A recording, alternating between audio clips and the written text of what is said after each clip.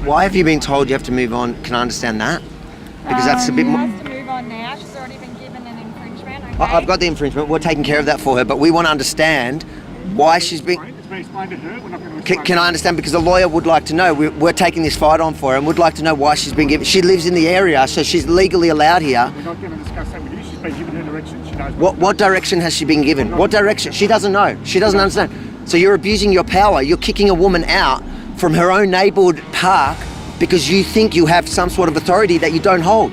You can't do that to locals. Everyone was being sprayed and it's just chaos here. And I think it's completely unnecessary chaos because the people have already gathered here. They're already protesting. This is just a show of force, a show of control. We've done more for climate change than you have. Here? What have you done? We've done. How did you get here? We've done more for climate change than you have. How did you get here? See you later. Naz, how did you get here? How did you get here? How many in your entourage? You eat meat? I eat meat. What's your footprint? But I'm not the one here. I'm not the one standing here pretending that I stand for all these things. I'm doing good, brother. How are you? But you do, mate. You do. There you go. The biggest hypocrite on YouTube. People who wave swastikas vote for Trump, and I will vote for everything against somebody who waves a swastika. Okay, well, that's kind of like really simplistic, but It is simplistic, but couple that's of all I weeks need ago- because they're f***ing Nazis. But on the other, Nazi? No, but you are. But if you. Oh, but I am. No. That's not what I mean. I just can't make sense of it. Where in a Western democracy, the media is not only not safe, they seem to have been targeted in that situation. Yeah, I can't speak for exactly what the police were doing there and what was happening, but definitely you can see my face and you can see what happened. Good on him. Why don't you wear another? Why don't you put another mask on? You're putting us all at risk. Why don't you off? Yeah, you're the one that walked to me. Why don't you off? So how does it feel knowing that your group attacked the only here? So you should Where are you from? Where are you from? off. Where are you from? Why are you? Wear another mask. Fuck off. You look like the Nazis the way you're dressed. You look exactly like the Nazis. Don't touch. Two groups gathered here. You've got the Free Palestinian side, the pro-Palestinian side. On the other side, you've got a small group of Israelis there. They're from the community. This is most likely their neighborhood.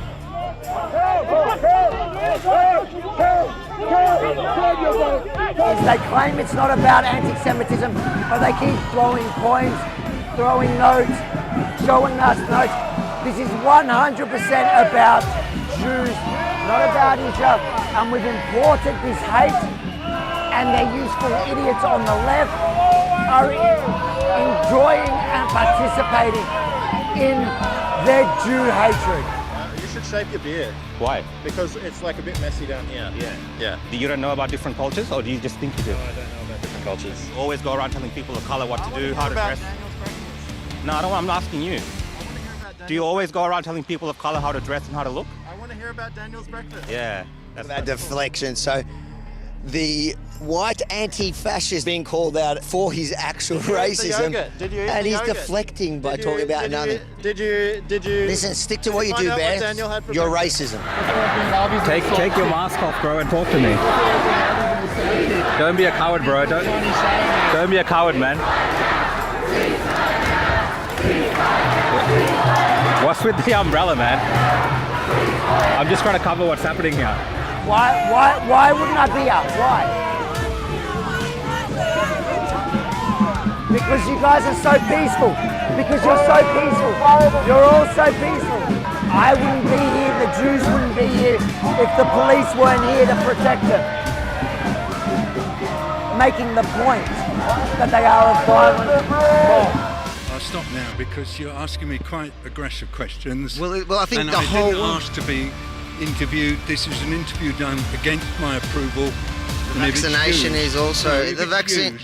If this interview People is are forced vaccinated. Do you think that's okay? That's against their will, and that's WHO pushed the vaccine. I have never called for forced vaccination myself. Why is that not the WHO official position? I am not giving the WHO official position. Gosh, you're an aggressive interviewer. What are you talking about? You're a wedding photographer. Please, do not talk to me. We just had a guy tell us all about the working class, and you're telling me that wedding photographers can't do this kind of work. Wedding photographers below your white privilege. I Actually, no, you're right. I got an answer. No, I just think I'm better than you two fucking idiots. You said, yeah, that's fine. Nothing to do with class or race or any of these things. You brought up my job. You brought up my job. Anti-fascist, and then he went straight to making fun of him like the person of colour is below him, the holy white man. Shame on you, you racist bigot. How do you put up with him if he's still voting for Dan Andrews?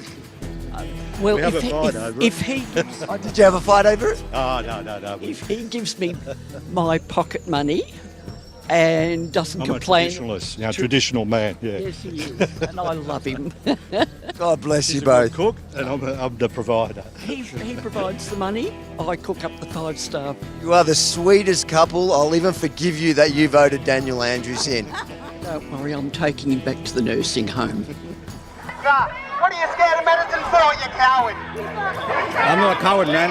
Yeah, buddy. Woo! Say hey, go people, be here. He's not making up. He's one of us. When someone's like talking about something that directly affects you and they have no skin in the game. None, nada, zero. How do you feel about Israel and Palestine? I mean, I don't think the genocide in Gaza is good. Do you have skin in the game? That's like a little bit of a different issue, though. Like, we're talking about like the health. No, but I'm just trying to make the point here. You have a really strong opinion about Israel. I'm applying your same argument back at you.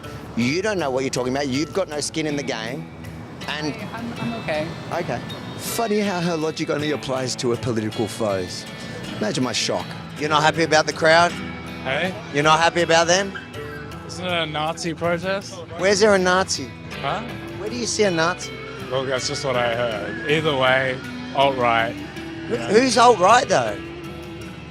These guys. What makes them alt-right? Because they don't like Daniel Andrews. Sure, I don't know. I'm not. So what is it? You're the one sticking your finger up at him. You're the one like harassing me over this. You just stood here and stuck your finger up at a crowd, took a photo. So I think it's fair game. If you're willing to put all these people on your social media with a finger, calling them outright Nazis, I think it's pretty fair for me to come and ask you why. That is true, yes, fair enough. So why? Because I just don't agree with them. What don't you agree with? Any of their stances, I think. Give me one of them.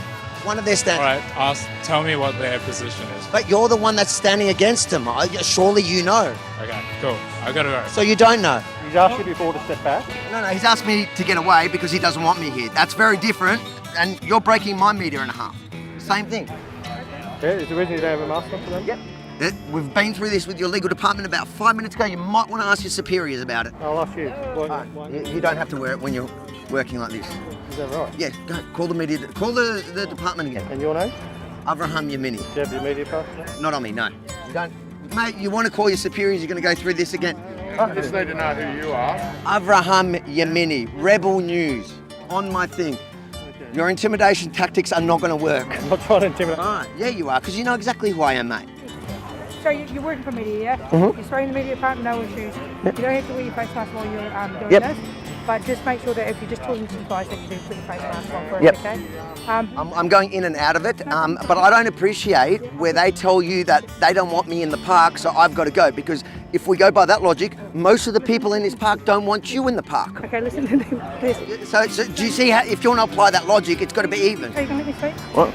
Like I said, we've accepted that you're media. Okay, Oh, thank you. You've accepted. No, but I don't need you to, because I don't need you, because I've come here from the minute I've walked here, and you guys have been confrontational. Let's go. There you go. They want you to work with them when it suits them, but they can come up and confront you at any time. That is the definition of a police state. And everybody at home that's apathetic, you let this happen. I cut the time at 12 seconds early because I just have that power. And you know, I feel like we should just make people at home keep them on their toes. Don't give them all our cards. No. Yeah, it says 12. So what? I might end early. Welcome to the Opposition Podcast, ladies and gentlemen. Welcome, everyone. What have we got? 1,100, almost 1,200 people with us. Guys, as usual. help the algorithm. It's up to you guys to bring the crowds. So smash that like button, smash the share to invite more people on for tonight. And we do actually have a pretty exciting packed show. But before we get into that, how are you doing, man? I'm doing good. I feel like, I've been just live all the time now, Avi. So Monday, Tuesday, Wednesday, Thursday, around this time, I'm live. So feels like the Truman Show in a way. So I'm just used to it now. So. My nose gets itchy just as we go live. Does that ever happen to you, or is it just me? Yeah. I'm very careful with scratching my nose too much on. I know. All I need is my wife sending me messages. It looks like you're on coke. They're gonna say you're on coke. Yeah, I blur the screen sometimes so people can't see. I don't have that. I don't have that ability. All right, so we are across just housekeeping that we start with every time. We're across all platforms, so whatever platform you're watching on, make sure to like it, help that algorithm, but smash the share button too. And the comments that you see below us here, so below me is from my YouTube channel, and below Rukshan is from his YouTube channel. That is the live chat, and you can and should get involved in that chat, and it will just feature scrolling as it does. I think it works pretty well. I don't know. Some people complain that some comments get censored. I don't know. I don't think so, but you can test it and get a feel for it. If you want to, we're also, of course, going to do the super chats. That is a way to support our work, our channels. And we will also read your super chat here live on air, like the two we already have. I think Varun always wants to be first. I like it, though. G'day, Varun. Thanks for joining in again, mate. Always good to have you here. Shalom, Avi and Rukshan. Hello to any T-list cheer squad out there. Castle laws rejected. Albo played, and yet there has to be some hope out there. Topics we're talking about tonight, Avi. So I like the intros that Varun does into our topics. I think Varun reads the descriptions that Daniel writes. So I tend not to know what we're actually on about until I sit down. And sometimes even when I'm sitting here, I don't know what I'm on about. I tell. Oh gosh, what's happening here? Lisa, this is from last on Tuesday night show. So if you were watching that night, guys, you might know what this is about. But Lisa is giving us $10 for Avi not to wear the pink tutu. Look, we should have two competing funds. Okay, let's do this. A fund that where you wear the tutu. Let's see what wins tonight. To win or not to wear or not to wear. Now we've got to just mark. I'll just mark them down on a side piece of paper to see who's. Yeah, is that what we got to do? Let's do that. Yeah. And then let's count it at the end. I hope the no's win, because that's going to be a struggle. So we got 1 for no. No, yes. We got to count the money, right? So it's 10 for no. All right, Lisa, you are the first, but Abby's here tonight as well. Abby, thanks for joining in again. I hope the turtleneck is hiding that pink dress for a big reveal, Avi. Abby's actually the one that instigated the whole pink dress fantasy, so she's got a lot invested in this actually coming to fruition. Do we count that as a yes? Because that's saying, I hope the turtleneck is hiding the pink dress. I'd say that's a yes. So we've got $7.99 there. All right. So yes, I am dressed a little bit differently because I just came back from. I filmed a report today, which is going to go off on Monday. It is wild what I just captured, and I was dressed a little bit differently. I was trying to be a little bit more classy for this one. Bit of everything in it. It ended up with police as usual. So I think it'll be breaking news on Monday. I reckon. I reckon it's going to be a pretty big one. It will be. So I'm not going to give too much away. Remember, Monday morning, mate, go to my YouTube, hit subscribe, smash that notification bell, and to ensure that you get it as we drop it on Monday morning. But I do think it's going to be breaking news. And while you're at it, Rukshan deserves a charity follow too. Let's just make sure we've got a couple of super chats and then we'll get straight into it. Baz has gone. Here is for drag Avi. So I'm assuming we're taking that as a yes. That's a yes. That's the yeah. Oh no, damn no above. $14.99. Okay, Baz, then we know where you stand on this. This is like a hectic one to be. I don't know if I should have started this one. Ali Quay is back tonight again. Our Jewish friend, mate. Thanks for coming on with your wallet as well. That's great. Shalom, Avi and Rukshan. Don't be a Shabbos guy. People write that to me in my comments all the time. That's Do you know what a Shabbos guy is? Comments. Do you know what a Shabbos guy is? You can tell me. Do you know what it is or not? Yeah, I'm just like a. I wonder if Luke knows. So you can tell us. Yeah, so basically a Jew can't. There's 39 laws, like prohibitions on the Sabbath that they're allowed to do. Yeah, so you're not allowed to start a fire. You're not allowed to turn on, in modern times, turn on lights, drive a car, turn on the aircon. So nothing with the electricity or whatever. And so a Shabbos Goy is somebody that you get to do those things when you're not allowed to do it. And the funny thing is there's rules around the rules as well. So like, you know, it depends how strict you are. So you're not really allowed to say to them, turn on the aircon. You know, can you come and turn the aircon on for me? So they actually technically have to do it for themselves. So what do you say? Do you just say like, bro, I'm feeling a bit hot?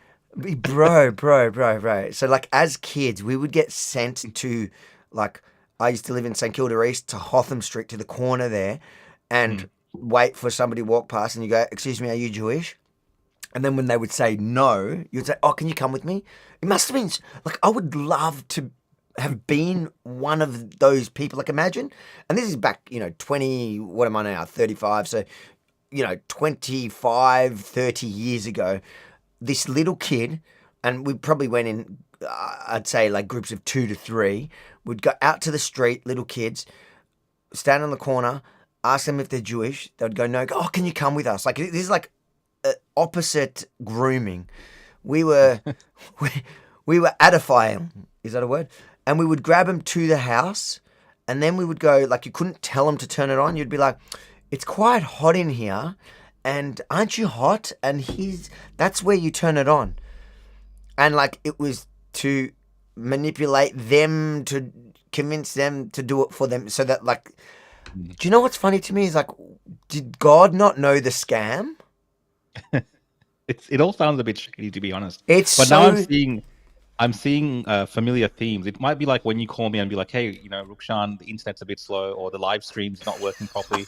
I think I've been doing these tasks for a long time. I feel like, is it meant to be? Am I meant to be paid for doing this type of work? Or no, definitely not. It's a Jewish custom. What are you talking about? What do we got? Dan Max says, should Avi be called Grey Wiggle? Your grey outfit. You look like a wiggle with your turtleneck. That's why. The grey wiggle. I don't mind the wiggles. I don't mind them. I'm here for it. I'm the Grey Wiggle tonight. What do we got? Jimmel started tonight with a comment. Do you know the Nutcracker? Wear the tutu. I do know the Nutcracker, but I don't know if you're talking about a different kind of nutcracking. But that is towards the fund for Avi to be dressed in the pink tutu. Guys, you do not want to see me in a pink tutu, so I would jump in there quickly and ensure this doesn't ever happen. What do we say here? Come on, guys. Don't give the woke meme fodder. Don't do it, Avi. Thank you, Popestar. Is that Popestar? Is that how I pronounce it? Yeah. Thank you for helping us out, but we're still under. I don't think it matters. There's already that photo of you in a black dress with like polka dots or whatever. Why you're meant to be another edition. But you're not meant to kind of take a side here. You're meant to be neutral. Why are you encouraging the yes? Because I'm worried that this actually might come my way one day. Thank you, Varun. Hey. Varun says, no to the pink tutu, and as a Jew, it hurts to give away my money for this. Love you, brother. Thank you. You can be my Shabbos guy. Oh, no, you can't because you're Jewish. Sorry. And this is from Jimmel again. 1 super chat equals 1 vote. Wear the tutu. There you go, Jimmel. Wear the tutu. $2.90. No, we're doing it. We have to do it by amount. Otherwise, people will just keep giving us a million small ones, and then we're going to be here all night. So, but nice trying to rig the system. You might be part Jewish trying these workarounds, these loopholes in the system. All right, let's get straight into the tonight, and we'll get back to the super chats. But right now, just so you know, we're at $30 to no. And then we're at 22, 24, 28. So we're 28 to yes. Thank goodness right now we're in a good position. Okay, first story of the day. 5-year-olds. Yeah. Five-year-olds taught their body parts may not match their gender. A controversial update to Victoria's school curriculum now teaches gender ideology to 5-year-olds, while experts warn of a dangerous school-to-clinic pipeline. This is a no-brainer, and it's worded like that because it's in the Australian. Insane. Insane, and I've seen a lot of reactions to this online today, especially from parents. I tweeted about this earlier as well. I'm going to bring up your tweet now because you had more. And I had a few tweets on this, and a few people reached out to me as well with some documents related to the training that teachers go through. But I think the best thing to do is, Ivy, probably to watch Jacinta Allan herself. I don't know if you've seen. Yeah, I've got two of. Yes, I do have Jacinta Allan. Let's just see what you bought. So this is the Safe Schools. Is it called Safe Schools? I thought they changed it. I think Safe Schools is the overarching name of respect, because isn't it called respectable something? Yeah, there's another term that they use for that specific program, but the overarching umbrella. So what are we looking at here? What is this? So that is apparently just recently the teachers have all now been trained in this new methods to deal with this new curriculum, and this is the agenda of that training day that they had. But this just kind of gives a brief, I guess, idea, a window into the way that teachers are expected to deal with this when it comes to students going forward. And we're talking about now students from the ages of 5 up in government schools or any school that has signed up to this program going forward. So look, there's a lot of the usual woke language in there about inclusivity and things like this that we hear so often. But then there's also things about obviously like helping children come out, assisting them on that journey, training teachers on gender-specific language and how to deal with those particular issues in the classroom. And all of this, I think, is meant to obviously go into the curriculum and in the way that teachers will now instruct students on this. Because the biggest thing that came out today was the fact that, we're going to teach up to 5-year-olds that are, that their body parts, might not necessarily match their particular gender and so on. So how deep this goes, I think when we see an agenda like this in the formal way that it's being trained, I think it's going to be a major part of the schooling system going forward in Victoria. Like, this is not something that's like a one-off thing. I think this is ingrained now into the curriculum from ages 5 and up all the way to the end of probably high school, so K-12. So this is the training for the teachers, and the day consists of, they start essentially with the acknowledgement to country, of course. What is Safe Schools? Open remarks, Commissioner for LGBTIQA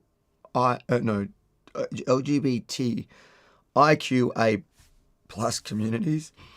Soon they're not going to have room in the agenda to have all the letters in there.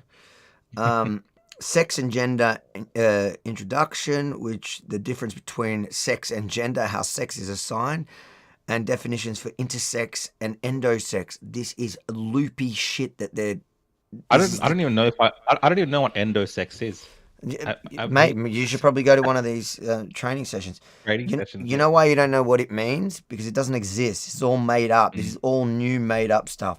Intersex Human Rights and Experiences presented by Interaction Intersex Human Rights Australia, the leading national body by and for people with innate variations of sex characteristics. Do you understand? This is the schedule for the training day for teachers.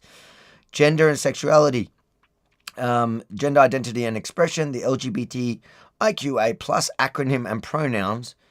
I bet you in a year that's going to be bigoted because it's missing a bunch. Then you got a morning tea. Support services near you, presented by Transgender Victoria, the leading body for trans and gender diverse advocacy training advocacy for kids, transgender advocacy for kids, training and resource development in Victoria. And they're telling them, so that's teaching them where there's support services for kids near them, I'm assuming. Responding to discriminatory language and behaviour, identifying and addressing discriminatory language. Do you know what's insane? Is like, I've been on the receiving end of a lot of discriminatory, and you too, language, probably my entire life, but especially in the last couple of years, it's been super hectic. You know what no one needs? Is training to identify it. Yeah. Because it's pretty freaking obvious, right? If you have to because it's true, it's serious here, because on this issue, they make things up to be like everything is a microaggression and so you have to explain to people why what they're doing is actually discrimination. Yep. And addressing it. Addressing discriminatory language. Responding to disclosure supporting students. This is wild. The concepts of coming out, inviting in, and tools for school staff when students talk to them about their gender and sexuality. What do you think they're teaching teachers how to handle that? Yeah, so I mean, coming out, I know what coming out is, but inviting in, that sounds a bit suspicious. Yeah, that almost sounds like maybe a kid might be asking questions or be curious, and you invite them into some, explore these things. I mean, that's what it sounds like to me. I don't know exactly what all these terms mean. Like, a lot of this stuff is kind of new to me, and I think it's kind of new to the world. It is, but being around this as much as we have, like watching the people involved and the activists and kind of their campaigning, I do know what it all means. You know what I mean? Like, I don't actually know that they're not real words, but I know what they mean, and I know, and it's how you just described it. It's inviting them to come in instead of come out. You know, it's like it's and that's why you're suddenly seeing so many kids that are, declaring themselves a different gender or coming out, whatever. Yep. It's not because it's comfortable to do it. It's because they're being invited in. They're being convinced that this is a good thing and to do it instead of the gender dysphoria or whatever it is. Gender affirmation, overview of gender affirmation, DE. Oh, there's more letters. Student support policy. What's DE? That's like a couple extra letters in front. Student support policy and student support plans. Gender affirmation. Remember, that's without parents. They're teaching the teachers how to do it without parents. Then there's lunch. Responding to community. Strategies to responding to communities, parents, and other students. I'd probably be guessing that's responding to people that are raising an eyebrow to all that nonsense, that are objecting that the school is affirming, when they find out that the school was affirming their child's delusions or whatever. In fact, not only affirming it, inviting them in, as it says above. Legislation relevant, Victorian and Commonwealth laws, child safe standards, and DE policy. DE. I don't know what that stands for. Or DE. Legal responsibilities of school and staff. I'd say anyone pushing this should go straight to jail. That should be the legal responsibilities. Look, I mean, it definitely feels like some type of indoctrination. And look at the lengths in terms of all the different topics that are being covered. All the different organizations that are invested in this, pushing this particular agenda. And do they take this much effort into teaching children maths and English anymore? Or is it just towards these type of programs? Like, I would love to see this teacher study day for like teaching them about AI or something like this that they can then pass on to the children. I think that's more valuable perhaps in terms of educational facility.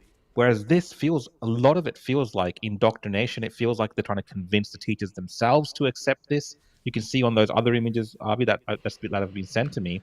You've got badges for the teachers themselves where they have to write their pronouns. Is that what you're seeing? Is that what the background that you've put Is that Yeah, what that's it the is? background. That's also other the paraphernalia that was handed to them at this particular day of training for teachers here in Victoria.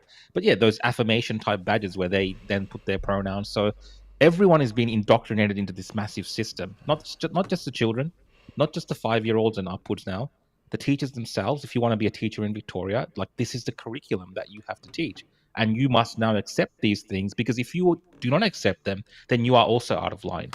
And there's repercussions for you as well. And we've seen the whole suite of tools that Victorian government now has at its disposal to crush dissent around this particular topic.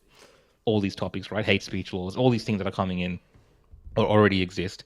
We got the social media bans coming, right? So you've got this environment where children are kind of going to school. The parents can't really get involved with all of these things because technically that's a legally shady area now in Victoria. And at the same time, the school system has put together this entire program from 5 years upwards to indoctrinate them in this kind of worldview that they have here in Victoria, at least now.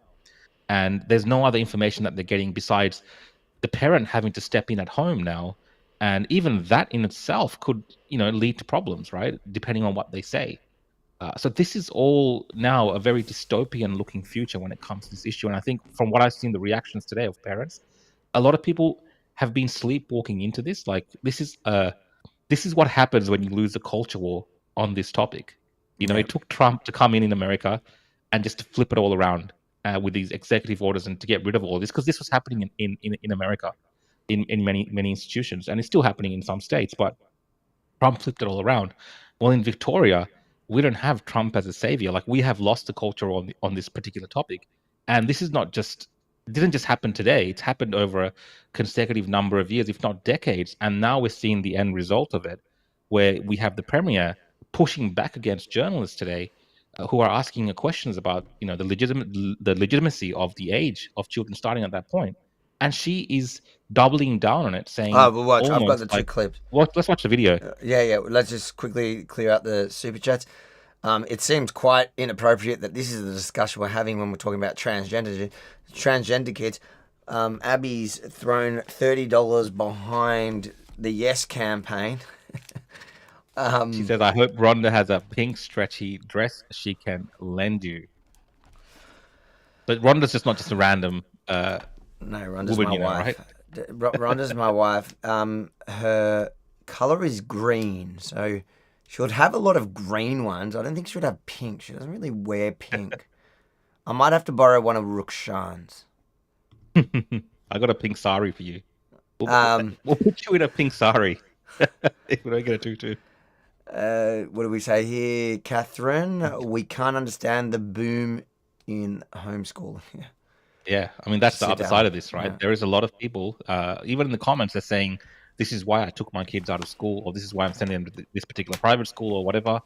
So a lot of parents there are lots of people who have paid attention to this change that's happening, especially in Victoria.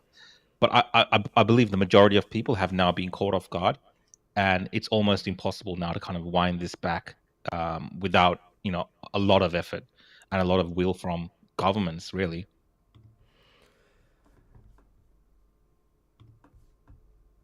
What do we got here? Shooter Down Under, thank you for the super chat. Says the gun rally in WA just finished up. People were talking about that, I think, last week or 2 weeks ago. There was a rally, yeah. How did it go? I'll probably catch up on some footage. Maybe we'll find. There's a guy in WA that does that stuff. I'll check. Maybe they put some stuff up. It was good. Was successful. Many people show up to it.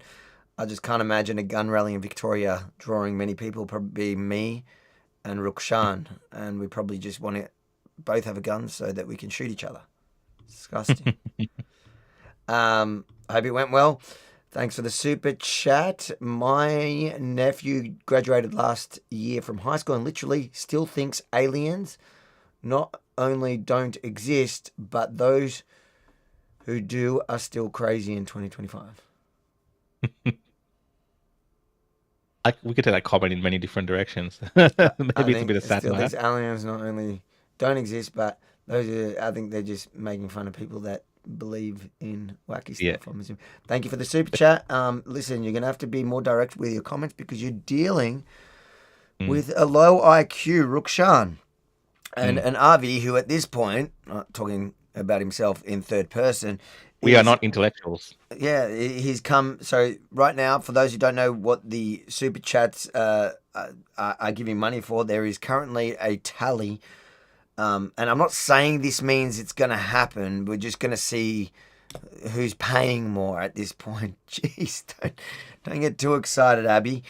We've got, so yes or no to Abby's idea of me wearing a, what is it, a stretchy pink tutu. Yeah. And so currently we're on no, $30. And yes, thanks to Abby's commitment to this campaign, at $58. Wow. So we're going to need help from the no's. Like, guys, as much as I don't want to wear a pink tutu, you don't want me to wear a pink tutu. All right, there's 2 videos that I have from Jacinta Allan. And we will get there. Just the CAS review in the UK. Which review? The CAS review. Yep. One of the most, I guess, renowned reviews there are out there, or most well talked about. One of those things was, there was evidence-based. There's a difference between well-renowned and talked about, Carly, but anyway. Well, obviously it was a very thorough review. Obviously, part of that was that it concluded the evidence base for gender-affirming medical interventions like puberty blockers and cross-sex hormones is remarkably weak. Why is Victoria persisting with this sort of gender-affirming care as a study like that to come to that conclusion? Carly, perhaps I was not clear enough in my previous answer. I'll repeat again. Transgender kids are 15 times more likely to kill themselves. So whether it's across our schooling system or across our health system, supporting those kids and supporting those families should be a priority because it's the right thing to do. What's not right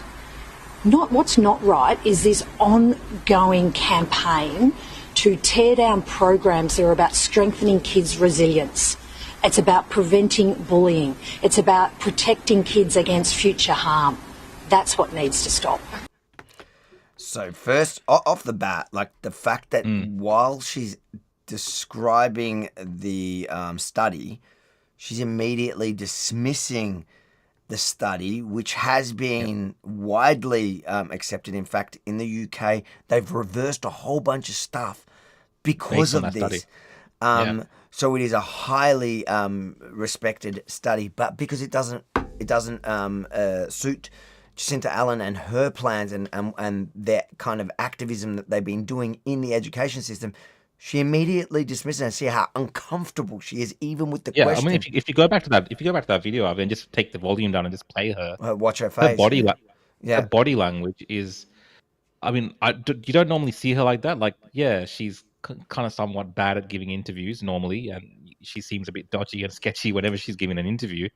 But in this particular instance, you could see her like just completely, kind of like almost rolling her eyes. She wasn't doing that, but with the way that she was posturing her face, looking up, puffing herself up, she was not having any of it. Like, she's kind of putting on this, like, this is the warrior phase for this particular thing, and then I'm going to back down. Like, that's what I feel like when I see her, and that's why she's like, I'm going to dismiss this CAS review thing because we got to dismiss that out of hand exactly straight away as soon as it's brought up, because we can't give it any legitimacy, because if people do look into it, like you said, they will see that in the UK that actually led to reforms and changes. Isn't it funny? These are all the trust the science people.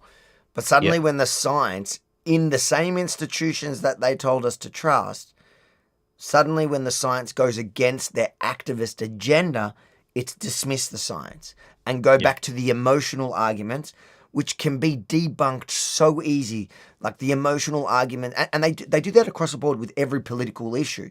So in this case, it's the suicide rate of, which, what's his name? Billboard Chris does an amazing job, because this is, he lives and breathes these numbers, and he actually debunks all this stuff, whether it's that they lie to you about the actual figures or also the underlying conditions that these kids have, which is mental illness, which obviously kids with mental illness, the rate of suicide is unfortunately much higher, but you're not dealing, you're going for a symptom rather than the actual problem.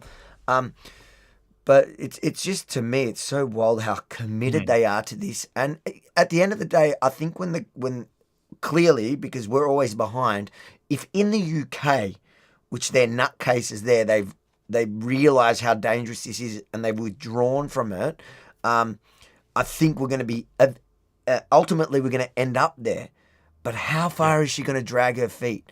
And it's going to take everybody in the public speaking out, standing up, not being scared, pushing back. And the fact that the media is even asking these questions now, the mainstream media, it means it's penetrating. It means they realise that the public, the viewers, the ratings are behind, because that's all they care about, is behind standing up to the government on this crazy issue. Yeah. And, this whole talk about suicide, I get it, it's a serious topic, but it is often used as a shield, like you said. Yep. So even online, when you're talking about this with other people, that is anyone that supports this will just bring that up and be like, well, think about the children. How can you be so evil?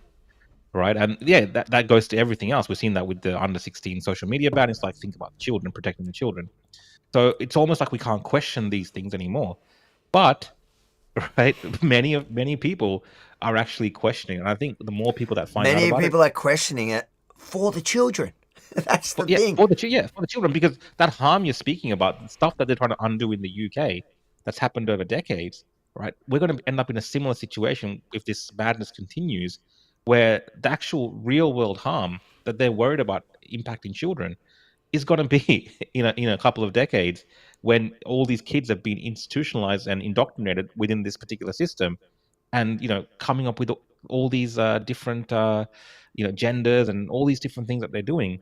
We don't know what in terms of do they have access to like the puberty blockers and all that kind of stuff? I can't remember. There was there's a particular term for it.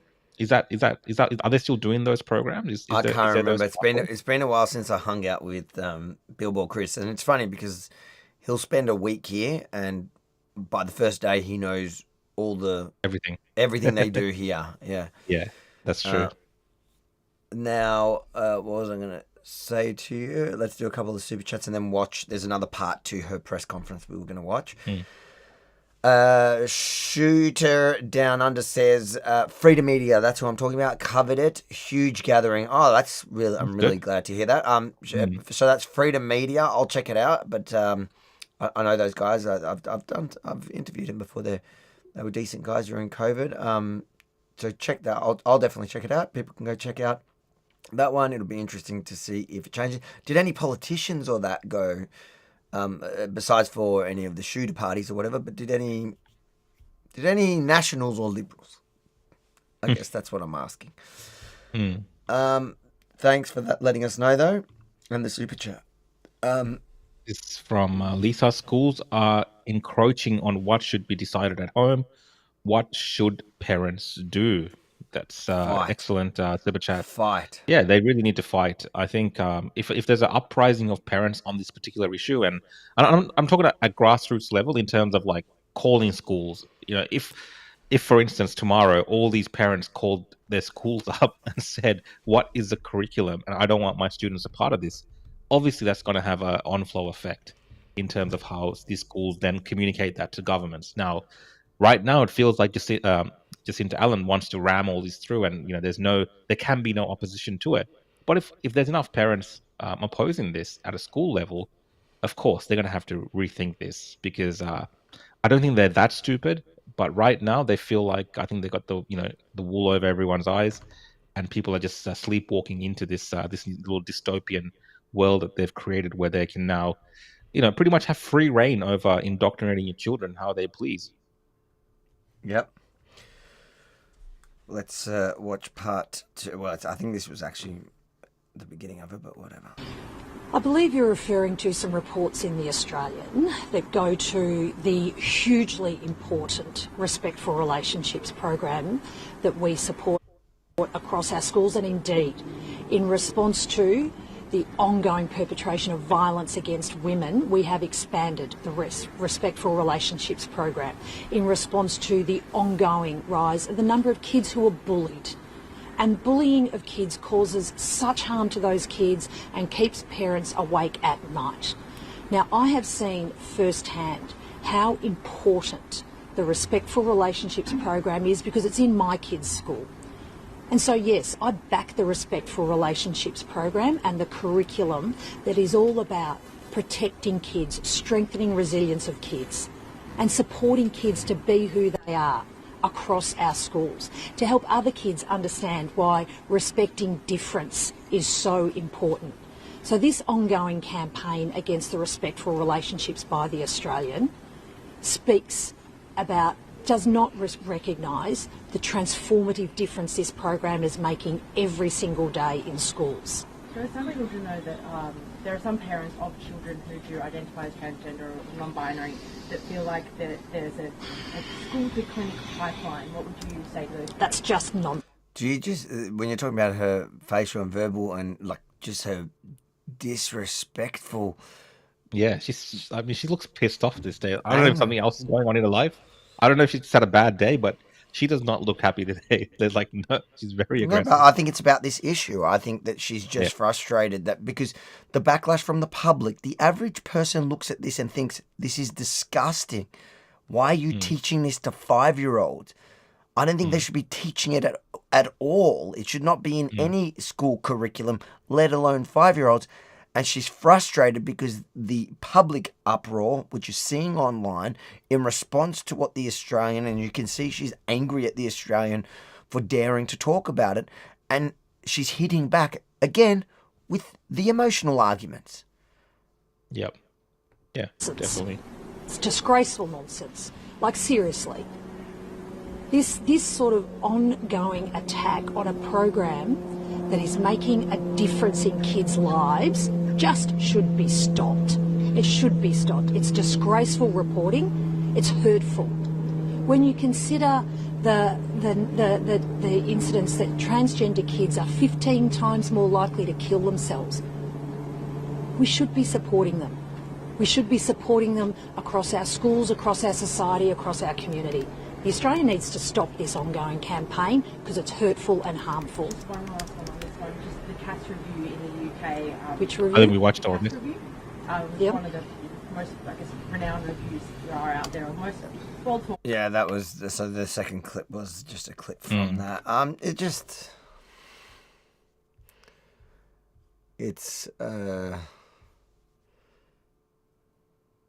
It's just crazy how she thinks she's going to get away with it doing like that.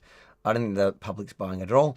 Let's get to some of the super chats between this and the next story. Was something you wanted to add to that story? I think it's... No, I mean, we kind of covered it pretty well. Okay, so Baz has put $30, $30.99 towards support for Abby. Now, this could be taken it could technically go on either side, because think about it, just hear my logic. Support for Abby. Now, is he supporting what Abby's asking for, or does he actually want to help her? Because I believe that I have Abby's best interests at heart, and for her and every other viewer, it's probably better for me not to be in the pink tutu. In which, no, do I have to put that for a yes or no? I think put it to a yes, mate. Let's go into a yes.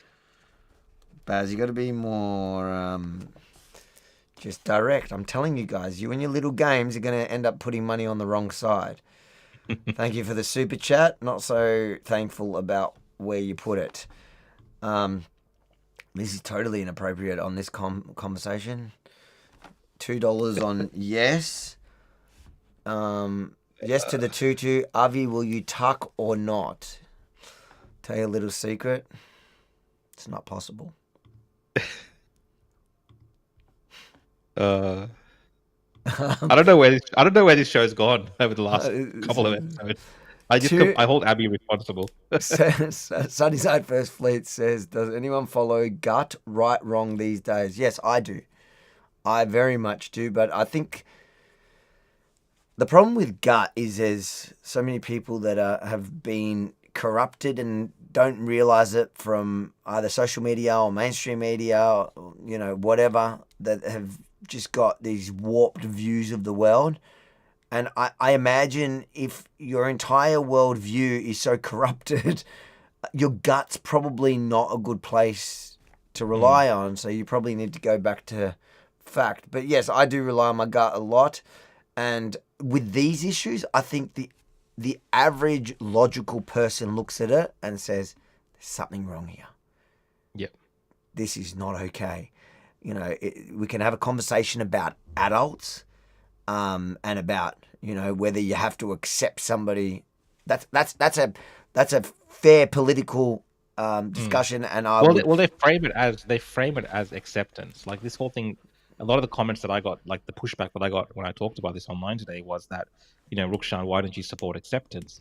But when you actually look into, no, I'm just saying, just people commenting this, people actually that support this, they're like, oh, what's wrong with acceptance? But acceptance can be, you don't need all this complexity to teach acceptance, right? You don't need all these other complexities around it. But that's why, again, I come back to the word indoctrination.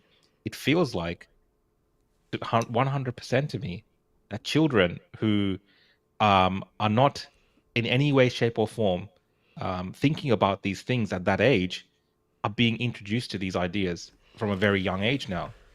And they're being shown in their classrooms like, look, this person's like this. You can be like this. That's okay. That's a totally normal thing. And kids are impressionable, Larby. That's the biggest worry here. Children are impressionable. Totally. At that age, some kids will believe in Santa Claus and concepts like this. So children, to the tooth fairy, right? So if these children are that impressionable at certain ages, then of course they're going to start accepting these things and being like, okay, maybe today I am a different gender. And I think that's what parents are really worried about. It's that very kind of simple thing that people are worried about. But it's the most horrific thing because you don't know if that's really just what your kid is thinking or if they've now been indoctrinated through this system that the government's created. And, that's what I would worry about the most. All right. Sorry, I'm just trying to read the craziest next super chat. We'll just go with it because it's Lou Cray that always has a something about the Jews. Research, trans medical academics, Harry Benjamin, German Jewish heritage, mate. And, I've heard all these conspiracies trying to, again, blame this whole horrific crap on Jews. And I've seen people debunk them beautifully. And actually, I think the Germans, the Nazis had something as well that they were doing. So a lot of the Hitler lovers never seem to bring up. But listen, Luke, I don't even have to look at it. I know you're blaming the Jews. Even my comments today on Instagram, especially, there were comments, people saying, "Well, it's your mate's fault," right? We're saying it's the Jews' fault. And I'm thinking like you're going into this particular issue, into this conspiratorial area where it's like, okay, we're just going to blame these Jews or whatever. Like that's what they want to do. But at the same time, people are not actually dealing with the problem directly, which is about protecting their children from the schooling system here in Victoria, like those direct actions, and they're just pointing their finger at something that has nothing to do with it whatsoever to make a difference. How does it help the Jewish cause for trans? Like, you guys are so cooked. I don't get, like, at least with the Israel conspiracies, like that Israel's doing all this stuff to control the world to help Israel. Fine, I get it. But you telling me German Jews pre the Holocaust were starting, like, what? Why? What do you think the big plan is? What do you think? I'm a Jew. I've been involved in the Jewish community. The only time, my whole life, the only time I ever heard about the transgender stuff was from the government, was when it started getting pushed, not inside the Jewish community, because guess what? In the Jewish community, especially the Orthodox Jewish community, like every religious group, they're anti all this stuff. They're anti even the gay stuff. They're anti because for them it's a religious doctrine. It's, in fact, that's where the Christian and the Islamic might come from. So the idea that they're doing it like for some big plans, it feels like these people, they approach every issue in society and they go, okay, so how did the Jews do this? Not like what's the actual history, what happened. It's like, how did the Jews do this? Because I know it was the Jews. Yeah, and they just need to find one Jewish academic that said one Jewish academic. I know, and a lot of these things are funny as well. Like, even when they blame all the different CEOs, it's like, And then they just, okay, so let's count all the Christian ones. Does all the Christian ones mean all that they're doing it in the name of Christianity? It's boring and it's tiresome, and find something else. Like, because guess what? So many people have tried to wipe us out and all have failed. That's why Rukshan's on the winning boat. He's like, yeah, it's a bit down right now. Everyone's hating on my friends. At least I'm getting my paycheck. And guess what? I'm a man of history, and history tells me that no matter what, the Jews come out on top at the end. And they survive. They will always survive. And the Nazis, you guys that hate us all, you're peaking a little bit now. You'll crash like every time in history. Anyways, my rant's over. By the way, if you want, I've got a transgender clinic at home, which we can sort out for you. That's going to be clear. Where I've got my pink tutu. Danmax says, how do kids learn resilience when they are coddled? It's so true. That is like that idea that they're trying to create resilience through a program which punishes anyone who, like, for words, even for words that might be considered like that they're making up as somehow hurtful. So it's not even like direct hurtful words. It's like literally. Yeah. Yeah, I agree with that. Great. Totally. What do we got? Jacinta is Australia's female Putin. How does she get to be Putin? Putin's like is, I guess. I don't think Putin's for these things whatsoever. No. But I guess like if you're trying to find any similarities, she's a piece of crap. He's a piece of crap. So maybe that. I don't know. What do you mean by that one? But thank you for the super chat. Another super chat from Michael is love yous. Thank you for doing your thing. We need it. Thanks, mate. Thanks for joining in. I know you've super chatted on other episodes as well, and we appreciate the frequent viewers that tune in every Tuesday and Thursday night. We love our super chat. We love our super chat. We love all of you. And by the way, good reminder, if you're here, the 5,252 that are watching across the platform, take an opportunity now while we're reading the super chats to hit that like button, help the algorithm, and share it. Share it on whatever platform you're watching on. Invite others to join our little community and hopefully get them to vote against me wearing a tutu. What do we got? Ernest. From Ernest Grace, 4593. It's a new super chat. I haven't seen Ernest's name before.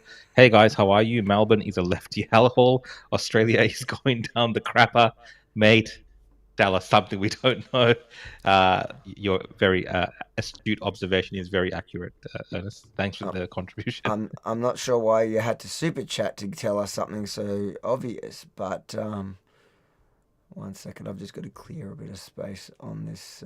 I've got a notification. You got to crash out on us, are you? Oh no, I got a notification that let's just create a little room. I should have checked that. It's because these files are so big. I meant to actually share it onto another thing. Anyways, thank you, Ernest, for the super chat and stating the obvious. We appreciate it. What do we got here? This is from Bree Keller. The Hive Youth Centre, Lavington, asked 12 to 17-year-olds to dress as cast members of Rocky Horror, have a LGBT theme every week. Their Facebook is wild. And I've seen, I don't know if it's that from that particular place, but I have seen a few videos pop up on social media of people sharing this type of content at these places. And concerningly, I've had even on 3AW today when they're talking about this, Avi, and even online, people are talking about kids, being furries and pretending to be like, animals and cats and dogs, and that keeps coming up. So apparently there's schools where this is happening. And I thought there was one instance that we talked about a few years ago, but apparently it's become like a normal thing now, where kids are pretending to be cats and dogs, and there's kitty litter and all these kind of furries, things. Yeah. It's really wild here in the state of Victoria, the things that which are being allowed to happen within the schooling system. Crazy. And you know what? Like, I kind of, when I get into conversations with like teenagers, like my kids and their friends, and whenever they're defending any of the trans stuff, and then you go to the furry one, and they mock it. I'm like, hey, hold on, why are you mocking that?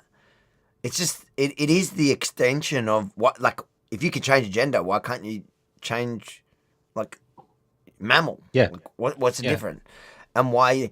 And it actually gives you a kind of position to start that conversation on a level that the kid gets.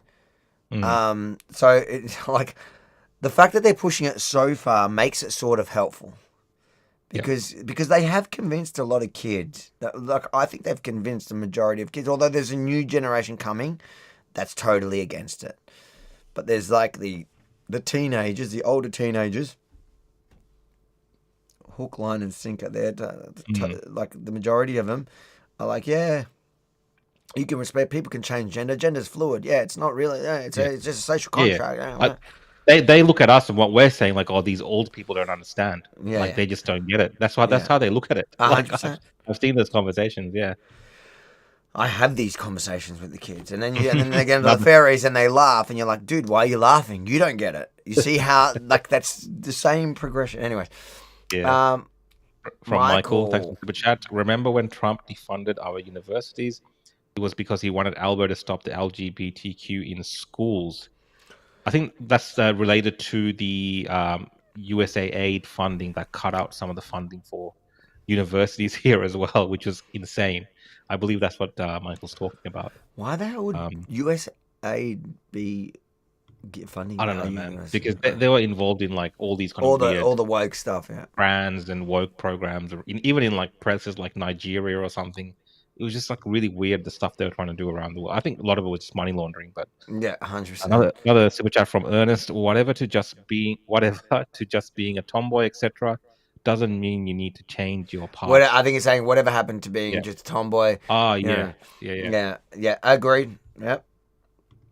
True that. Thank you for the super chat. Mixed take. Thank you for the super chat. LGB Alliance staffer here. It's actually Iran that forces gay men to medically transition. Yes, I have heard Is that true? I've heard that a lot. Like if you're gay in Iran, like they give you that you have to transition. Or else like obviously you're gonna end up like you can't just be gay. Yeah, look it up. I don't know the exact facts behind it, because we do hear a lot of stories of gay people being like either jailed or executed and things like this. But apparently one of the ways out is for holy moly, it's true. To transition. The situation here on homosexuality is illegal in Iran and punishable by severe penalties, including death in some cases. Gender transition surgery, however, is legal and even state subsidized. This policy stems from the 1980s religious ruling by Ayatollah Khomeini, who declared gender reassignment permissible under Islamic law for people diagnosed with gender identity disorder. Whoa. Blew my mind here. While some transgender Iranians seek surgery voluntarily, there is extensive documentation for human rights groups showing that some gay and lesbian people are pressured or outright coerced into undergoing transition as a way to correct their sexuality. The state and some families see it as making a same-sex attraction heterosexual by changing the person's legal gender. This has led to cases of forced sterilizations, loss of bodily autonomy, and lifelong trauma. Holy, this is blowing my mind. They've gone the complete opposite way, which is also horrific in the sense they say that Iran frames this as being progressive on trans rights. Yeah. Like, and that, if that doesn't tell you anything, the fact that they force them, that's like doing it to a kid. It's essentially the same thing, because it's irreversible, and you're essentially, so when the kid grows out of that phase of playing dress ups, it's cop the punishment they give essentially in Iran. That is wild. I did not know that. So that next time somebody says the Jews, that is an Islamic ruling. That is he gave an Islamic ruling to do that. It's the Ayatollahs, man. It's the Ayatollahs. I knew it was the bloody Ayatollahs doing this to us. You guys in should be Victoria. thanking Israel. You should be hoping Israel bombs them again now. You know, Rabbak, look, they're going to get rid of the problem at the source. Sunnyside says, yes. By the way, thanks for that last super chat. That was good. That actually blew my mind. You Go can on. read this one, Avi. This one's a good one for you to read. Jewish fault? What? How do you pronounce? What is that? Jews' fault is how Australia restores itself. Jews' fault? Famous. What is that? No, it's a famous phrase from the Holy Land. I think from the Crusades and stuff. But that's not it's not a you, Jewish one. How do you pronounce that? God wills. Jews' fault. I think it's like a Latin pronunciation. It must be. That must be a Christian thing. Is that a Christian thing? Yeah, it's like the Crusaders. Yeah. Coming to your part of the world. I was God's reading it. will. I'm like, oh, am I reading that wrong? Like Jews' fault? Of course, that's what I see. Of course, Thanks, that's what I see. Always a victim. What do we got here? T-Law. You got to read this one. Yeah. T-Law says the government knows the truth, yet still push this agenda. There's something bigger going on. Wonder what their real plan is. Who's getting paid from this? You know what? They have to know what's going on. In fact, she knew exactly the report that they were referring to. The reporter was referring to. She was super uncomfortable by it. You could see it on her face. She was angry that it was being brought up. But it was the same report that her own colleagues from the Labour Party in the UK have had to rely on to start pulling things back. And they didn't want to. They don't want to pull it back, but they did. Now, so when you say the government knows the truth, they do now. There's no excuses now. The reports, and she's been challenged live on TV, so they know about it. There's a lot of people making money from this. Like if you just saw that agenda that we looked at before, look at all those organizations that were there. Where do you think their funding's coming from? But having said that, like a lot of these politicians may be dragging their feet, like Jacinta Allan, because for so many years they've promoted this. Like, how embarrassing is it to have to walk it back? Yeah. And if they think they can just dismiss the study and not walk it back, they'll do it. But this might just be as simple as that. Maybe there isn't anything more to it than just their their pride. But maybe there is. Maybe there is. Maybe there is. Equity says, thanks for the super chat, says, seems Avi is 15 times more likely to wear the tutu. Do I have to put that towards it, or is that like a toward? I think that's towards it. Thank you, Equity. You're definitely helping. I'll count it in a second before we, just as we finish these super chats. What have we got? Lisa from Lisa, would you put a tracker tile in your kids' sneakers? Yeah, I mean, I don't think there's anything wrong with tracking your children. Every parent right now, every parent does. You can get those watches and stuff. You can sew in like the little. Well, now every kid has a phone and there's on Snapchat. Although now that they're ending under 16, so is there Snapchat part of it? Yes, I believe so. Yeah, it'd be weird if it wasn't, because that's like all the kids actually really use, and that's what parents use, I think, to track their kids. That's like how I don't really actually do it, but all the mums, that's how they see where their kids are. But would you put I don't think there's anything wrong with tracking your kids while they're young, for safety, of course. Yeah, we should use the technology for sure. I mean, parents tracking their kids is completely fine. You don't want the government tracking your children. But that's another story. No.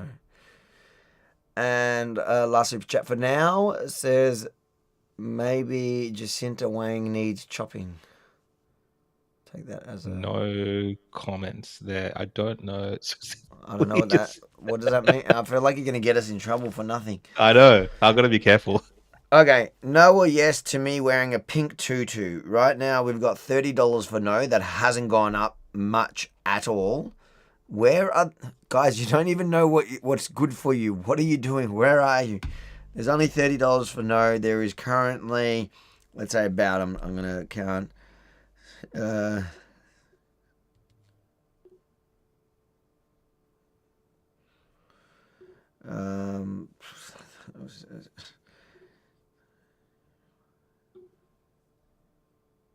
About 90. There's about 90. I've got to. I'll do it properly at the end. 90, but it's not even close, guys. I'm not saying I'm doing it. All I'm saying is there's a lot of sickos in here. I reckon we move on to our next story. I'm just reading the other comments and I'm coming through a super chats, and people are like, "Are you guys going to talk about kids and tutus the whole night?" Pretty much. That's what like if anyone actually watched these podcasts later on and like thought it was some sort of professional thing, and they stumbled onto it and they just by the way, mumbling for a while. Here we got a good one. Hold on. Yes, we are going to go on. By the way, Benji and Daniel updated all the podcasts. They're all now on all the podcast thingos, and they will be from now on. So what have we got here? This is from Lisa. I've already paid Daniel to hide the tutu. That's a no. That's a no. Thank you, Lisa. God bless you, Lisa. I can breathe. Yep. So we don't have to talk about the tutus for a bit. Thank you, Lisa. That was a very generous one and on so many levels. Okay, next story. Yeah, Alicia, there's been a big talking point all week. There's a lot of passion. And Heidi, you have breaking news also on the vote to review this was yesterday. self-defence laws. Yeah, Alicia, there's been a big talking point all week. There's a lot of passion in it, but after a debate late today, I can tell you David Limbrick's motion has been defeated by a single vote just in the last half hour or so. That means, Alicia, there will be no review of self-defence laws in Victoria. Okay, Heidi, thank you. Who was the Judas? Who was a single vote? I'd love to know.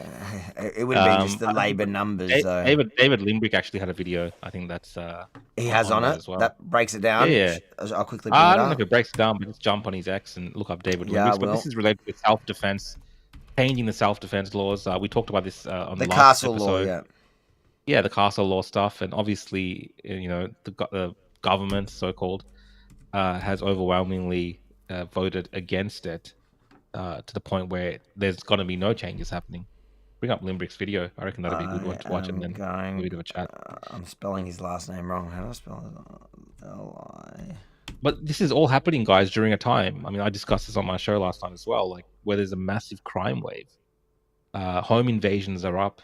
Knife crime, machete crime is through the roof, and the people are not able to, without consequence, really, without thinking twice, defend themselves in the house. Like that's what these changes we're looking at implementing by making this a topic of discussion. But no, it's not going to happen. You can't find him still? Yeah, I found him. I'm just trying to think which video are you talking about his live? Let me just look it up. Because there's a live or in Parliament. No, he talked about it after. Hold on, I can look at your messages. Not his live. It's his in Parliament. Oh, in Parliament. So is that after it? Okay. That's the speech he gave at that night. What it's all about. Oh, okay. To do this today. Well, as we would all know from media reports, many people now in our state, unfortunately, are becoming the victims of home invasions. People that come into their house to rob them or cause harm to them and their families. And some of these people are fighting back against the criminals. And I'm not certain that the current laws protect homeowners, protect people when they fight back against these criminals. And in fact, I met a man, he was here this morning actually at Parliament, but I went out to his house last week. Aaron, he's in my electorate in Clyde. Unfortunately, I think probably all members here have constituents in their electorate that have suffered some form of home invasion. And what happened, he lives in a really nice new estate. I was quite impressed by how quiet and beautiful it was. Nice neighbours that all talk to each other. It's the classic Australian dream, like a beautiful estate, nice house with his family, lives with his wife and daughter. But one night last year, in August last year, a year ago, he heard a noise. And he said, fortunately, his teenage daughter was not home that night. She was with a friend, but him and his wife were home. His wife called the police, as the Attorney General suggested that people should do, and yes, they should call the police. But then they have a choice. What do they do next? Because the police take some time and the criminals are very quick. So Ardern was prepared. He had a baseball bat. He picked up the baseball bat and he went out and confronted this intruder in his home. And the intruder had some possessions of his. The intruder panicked and ran away into the night. I said to Ardern, what do you think would have happened if you had have actually hit this guy in the head with your baseball bat? And no one can actually give me a straight answer of whether that's considered proportionate and reasonable under the law, because the intruder was not armed. The intruder was not armed and Ardern was, and maybe he would have gotten into serious trouble and would have been awful. And the one thing that, when you speak to people who are victims of home invasion, one thing that you really notice is the trauma that's inflicted on them, because no longer do they feel safe in their own home. In fact, Ardern told me that he's moving house. He doesn't want to live in that house anymore. Another victim of home invasion, who was also here at Parliament this morning, Carly, she had a person come into their home and steal their possessions while they were home. And again, similar scenario, doesn't feel safe in her home, and her and her partner are actually leaving the state. What an awful, awful state of affairs. They were lucky though, because there's been other cases. I'll give you another case. In Queensland, well, that gives you a while a ago, pretty good idea. there was He goes few cases, but that gives people the jux of the issue at hand here, and it was just really around allowing Victorians, giving them the confidence to defend themselves in their own home. But of course, it's been voted against now, and I don't think the actual fight by one. It's always by one. It's always by one. I'd love to know who it was, if it was one of these independents or crossbenchers or whatever we have. I think we need to just cut one, and we're good. Okay, next story. Oh, 1 second. Let me just see which order I want to do. Let me go. All right, let's go to this one that's big, and then we're just jumping around different ones. All right. A senior official of the terrorist group that triggered the Gaza conflict has welcomed the Prime Minister's decision to recognise Palestine. The opposition has leapt on the endorsement by Hamas as proof that Anthony Albanese has acted prematurely. When the Prime Minister announced his historic move to recognise Palestinian statehood, he made this declaration. Hamas don't support two states. Hamas support one state. In their words, from the river to the sea. Anthony Albanese arguing that by joining the French and Brits in the move, the terror outfit would be isolated. Think again. A Hamas co-founder welcoming the move. Sheikh Hassan Youssef telling 9 newspapers the PM's position reflects political courage and a commitment to the values of justice. If you've got a listed terrorist organisation cheering on your foreign policy, it might be time to admit that you got it wrong. Hamas will be excluded from the process. We've made that very clear. But the endorsement of Hassan Youssef, arrested several times by Israel over the years, isn't helpful to the Prime Minister. Hamas must lay down its weapons. US State Secretary Marco Rubio accusing Australia and other nations of empty symbolism. Australia, Ireland, what's going on with these European countries? All these statements are meaningless. They're not going to change anything. But condemnation of Benjamin Netanyahu's tactics in Gaza grows. I think Netanyahu has gone way too far. I think he has lost the plot. Andrew Probyn, 9 News. There you have it. So Albo officially endorsed. But I thought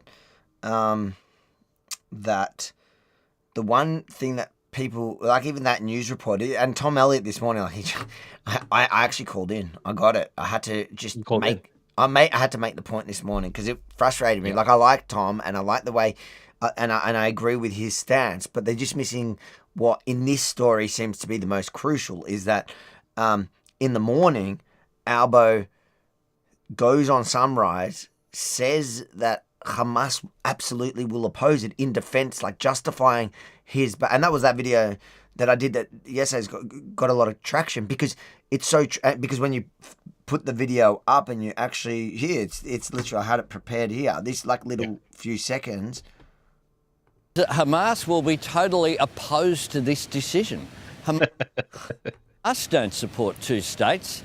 And so then that, contrasted with, a few, literally hours after that, Hamas says, yes, well done. Not only do they not oppose it, they fully support and endorse him.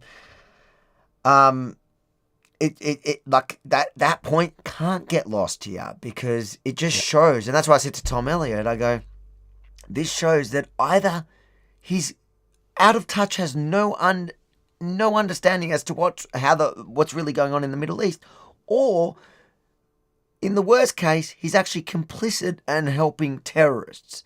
Either way, it's just insane. Here it says here, like, since that came out, Albanese directly quoted Hamas statement in a bid to rebuff critical media coverage of the decision to recognise Palestinian statehood. Because it's so funny when the backlash came in about Hamas supporting Albo, and so Hamas and Albo's like, oh, don't believe anything that's coming from Hamas. It's all propaganda. And so what do they? So what do? They go out and put out a statement defending Albo, saying there's no way that guy he didn't talk on our behalf. So they were running cover for Albo after when the backlash hit him. It's like I remember seeing similar things when ultra right wing. During the Patriot days, and a Liberal candidate, they said they endorsed him, and a Liberal candidate, the backlash, and then the person would come out and say, no, we don't actually. But they're just trying to make sure to salvage the person that's their ally. Right? Yeah. Albo's their guy now. Like, Albo is, in my opinion, like a useful idiot in this instance. He is. For him to come out and be like, well, this is Hamas propaganda. Guys, don't believe them. That's what he said at the start. You can't believe everything that comes out of Hamas. But we've seen the Australian government on multiple occasions take what Hamas says at face value, especially from their Ministry of Health, so-called. So he looks like a useful idiot. The fact that Hamas is now running cover for him and putting out statements for him, again, they want to protect him. They want to shelter this guy and ensure that he stays on side. And so they provide cover for him. And this is kind of the embarrassing position now that the Australian Prime Minister finds himself in, and by extension, the whole nation finds itself in. Because, one way to look at this, Avi, especially what Marco Rubio says, the Secretary of State of the United States of America, all this posturing by Australia and France and so on is all meaningless in the greater scheme of things. So did he really have to do this, Albanese? Did he really have to put Australia in this kind of compromising position, this embarrassing position? No. Not really, because it doesn't really change anything of what's happening on the ground. But this is all symbolic for Albo. It's all domestic. He gambled on this, and some of it's now backfired, and he's trying to fix his reputation here in Australia at least. But I think a lot of Australians, honestly, from what I've seen on the commentary online, they see it for what it is. Yeah, and they see. And it's not necessarily people that support Israel. I'm seeing people actually just see it for the way it is, for what it is. Yeah, exactly. That's what I was trying to say. Yeah. Okay, quickly before we get we're going to pivot onto the Jacinta Ardern and Chris Hipkins wild what's happening there, but let's go through the super chats before. What do we got? Australia 92 for the gift, for the gift. Appreciate it. Australia, really appreciate you, and just being upfront about it. You know what that reminds me of? That reminds me of when whenever you saw a homeless guy with a sign that gave some like sob story that you go, oh, really? Are you not just using it for drugs? Compared to the guy next to him that had the sign going, I'm a junkie, I want to get high, help me make my day, I'm going to get on the, and that was the one I'd go, okay, I support this guy just for being honest. So I appreciate Australia 92 for being honest. What do we got? Can you read that or do I need to read it? Adrian, thanks for the super chat. Avi, are you embarrassed that a jalopy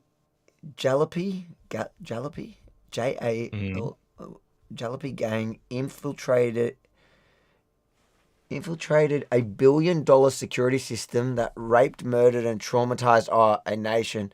Are you 100% sure they're capable of defending itself from possum and cats? What happens? I think you're referring to the breakdown on October 7th. On October 7th. You know what? Yeah. It was an absolute intelligence and military failure. But what you got to remember is when you think of this situation of October 7, Israel has to be right every day. You only need one failure. What you saw October 7 was one failure. What you've seen since then, when it comes to military might and intelligence, you saw the Beeper operations that took down the entire Hezbollah. You saw the way that they managed to target the head of Hamas in Iran, in the capital, in his bedroom. Boom. Then you saw them do it again, taking out the entire Iranian. There you saw all these amazing moments of what people expect from the Israeli army. But yes, October 7 is that one failure. But Israel, on a day-to-day basis, is succeeding. Otherwise, there would be no Israel. There are a lot of things, there are a lot of questions that need to be answered about that. And you know what, people that are following this in good faith, that aren't just trying to blame the Jews or Israel for everything, watch this space. Israel is a robust democracy. I say that all the time. In fact, it's probably more democratic than places like Australia. The fact is, in Israel, there were, in the 5-year period prior to October 7, there was 4 elections because the government was barely holding on in their coalitions. So it's that democratic. They almost had an election every single year.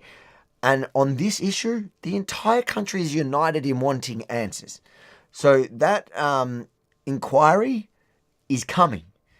And what will come from that, time will tell, but it will be, I think it'll be big. It'll be big to see what the failures were.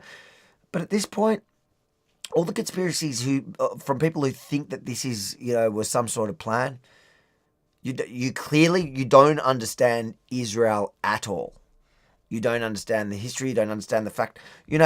Even the idea, and it was a good argument that I heard on Piers Morgan. I watched the episode. I barely watch his show anymore because it's too hard to watch now. He's so annoying. But I did watch the episode with what's the American? What's his name? The American ambassador to. Huckabee. Huckabee. Yeah, I actually watched him, and I didn't think it was going to be any good. He was quite decent. But a really good point that he made is when you talk about the conspiracy now that, Bibi just wants the war to continue, he's trying to avoid it. It's like, everyone in the cabinet has there's a guy there that's lost a son in Gaza. There's a bunch that currently have children fighting in Gaza. And, that is... These are people that just, their entire life is there. And Bibi himself lost his brother in Entebbe, but that's historical. So the idea that they're just putting their own kids in harm's way, where they can very possibly die or lose limbs or whatever, is just, it's insane. And that is because the Israeli population, they don't celebrate the death of their kids. Their kids aren't considered martyrs, and they're not going to heaven and getting 72 virgins. It's not that kind of society. It's literally, they're fighting for their existence, and they're proud in the fact that their children are fighting for their existence. But if the war could end tomorrow with everybody believing that this was long-term peace, it would end. It would end. Anyways, that was to that super chat. Thank you. Even though I don't know if you were... I think you weren't being in good faith, but whatever. Michael Sisia, thanks for the super chat. I watched the USA closely and Canada the last 4 years, and now it's all here. It's insane, guys. Yeah. I think that's related to what we were discussing before. So yeah, with the trans stuff, the children, the indoctrinating of the children. Thanks for the super chat, mate. To cancel out the other 100, wear the tutu. You're welcome. Oh, he's given a. Is that another 100? Another 100 to go the other way. Listen, I'm not going to say you guys shouldn't fight this out in hundreds, but thank you very much for the super chat, both you and Lisa. I really appreciate the super chat, but it would have been better if you gave it on the no to confirm it. But so now we're back to, so it's 130 at no, and it's about 190 at yes. So we are back to. Wow. This is not, look, I was actually super confident. We got 100 to know. I'm like, good, I'm safe. Oh, no. What do we got? Sunnyside First Fleet. Albo speak on behalf of terror groups is a low point. Yeah, I think this will be looked at because there's still a possibility that Hamas acts out here, Avi. You know what I mean? And there's a possibility that they disappoint all these guys like Albo, Carney, and Macron, and so on, right? With some unexpected action that they take. They might refuse whatever solution that comes their way. So this is gonna, be a part of Albo's legacy. Whatever happens, like he will always be called out on this. The only way that he gets off on this is some miracle that they come to that solution that the French won. Yeah. Again, it's not likely because the way the Americans are pushing, it feels more like Donald Trump would want to get it done his way, which is completely disarming Hamas and doing it whatever system that they want to do. Yeah, Trump is the alliance between the lefty leaders who are trying to undermine Trump. They're not going to win. They're not going to win. It's going to be Trump who ends this. He wants it to be his, like notch on the belt, and it's not going to move unless. And this is not helping. So there's no kind of calculation in which this has any success, and it's probably also going to cost us. Yeah. My wife is messaging. Looks like I'll be doing a Shein order for a double XL pink tutu. Oh yes, she's do it, Rhonda. There's Order plenty. it. No, there's plenty of time, and I believe in the nose. I believe the nose will step up and protect me from this. Don't order it. And why Shein? It's probably going to catch fire. My wife is a Jew. She's not, but I think she is. Shein is the real cheap one, isn't it? Yeah, that's that. Is it? Shein's the cheap stuff? I thought it was Temu, but I don't know what Shein is. You can tell how much I do online shopping for clothes. What do we got? Don't do the tutu after all. I think it's a setup. Okay, so that's I got $2.99. It's helping us. It's in the right direction. Thank you, Jimmel. I appreciate it, even if it's just the emotional support at this point. What do we got? Albo and Wong's press conference with the three flags was a disgrace, a pox on both their houses. Yep, definitely. Yep. I think, you can tell Penny Wong especially, like she has really got it in for Israel, and that's for a long time. And you can just tell from her tone. There's something even if you look personal at there. Albo, old school. Even Albo, there's something very personal there.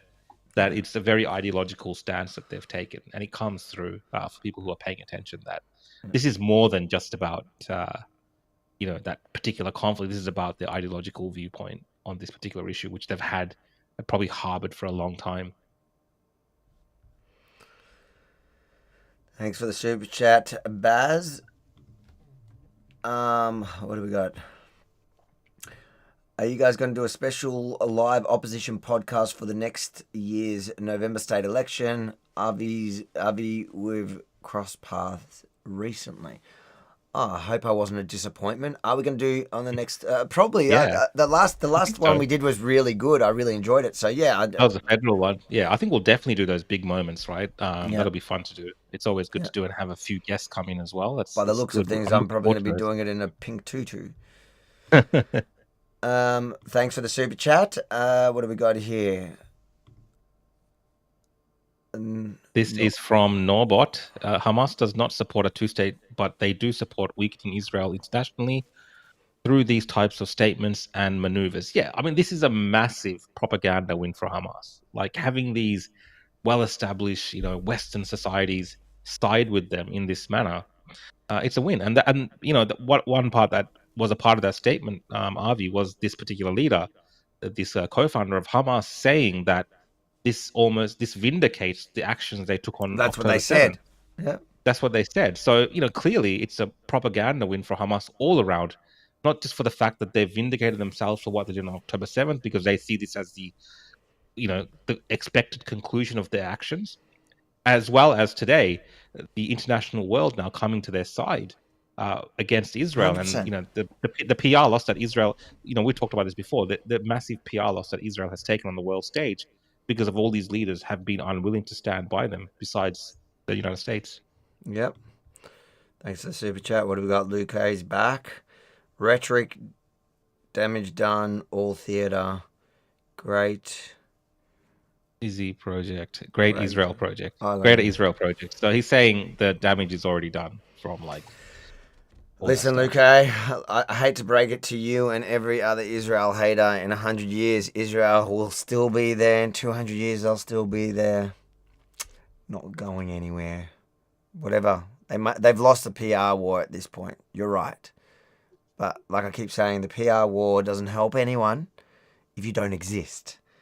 So if I had to pick a war that Israel had to win, it's the actual war. The war for its existence. Michael says, Albo makes over 600k yearly plus endorsements. He's actually one of the highest paid leaders in the world. Yeah, he's one of the highest paid leaders in the world, and the actual entire budget that they spend on their staff and everything is one of the highest in the world. I think it comes close to the US president, perhaps. In this case, Trump's not taking anything. I'm pretty sure I saw recently that he's one of the highest paid leaders in the world. Albanese, it's crazy to think about it when we consider the dire position that Australia's in. It is. Like, how do you justify it? Especially when you're failing. I don't mind like our leaders being paid well and stuff. It's just like the performance if they succeed, is not there. if they're performing, exactly. Yeah. It's just not there, right? 100? Oh. Lisa, I have 3 kids that are festival goers. I'm a goy that stands for Australia every Sunday in Melbourne CBD. 93 weeks. Come say hi. No Tutu. Lisa, I swear, no. Oh, wow. Lisa is a legend. Lisa is there. What is Lisa doing there? Was Lisa the one that the other night was it over the yeah, over John Ruddick? John Ruddick. So Lisa's was a member of the Libertarians, and to be fair, if you're a member of the Libertarians in Victoria, I don't think you should throw the baby out with the bathwater, because I do view the Victorian, at least Limbrick, has been solid, rational, normal, and really a leader. But thank you for having my back, and you're there every Sunday. What do you stand I think you're for going to go Australia? into Lisa one day. Yeah, I feel like I need to go see you, Lisa. What in the city, in Melbourne CBD for 93 weeks? You're there. You're standing for Australia. Where? Outside Parliament? Are you there through all the protests? That's interesting to me. But look, I feel better because now we're just back up. We're actually, we're back up. We're ahead on no's. We're ahead on no. Here, let me count it. We're 233 on no. 160, 75, about 190, I think, approximately 100, just under 200 on, so 230 something. So they're about $35 off. Okay. We missed that one. G'day. Nothing about Islam is loving. I'll just not have it on screen too much so I don't get in trouble for it. Thanks for the super chat. Wait, what? Baz, 420. What was this? For the $200 drag. $200. Oh my god, Baz. 14. And if anyone's just tuning in and wondering what on earth is going on with the super chats and people talking about tutus and putting it towards certain funds, we had a super chat during our last episode where Abby, one of the viewers that always joins in on these shows, put out a call for Avi to get into a tutu, and Avi, being the industrious entrepreneurial individual that he is, he's found a way to monetize this whole thing. So you're voting for yes and no, and there's people now giving money freely. I'm just sitting here amazed watching. So we're counting. We're got to be at like. It's about 233 for no. I'll count it properly right at, and we'll let people final bets at the end. But we're at 233, I think, for no, and about just over 205 or something for yes. So we're about $20 off each other. We did that, yeah. Baz is working against me. Baz, I'm a strong supporter of yours.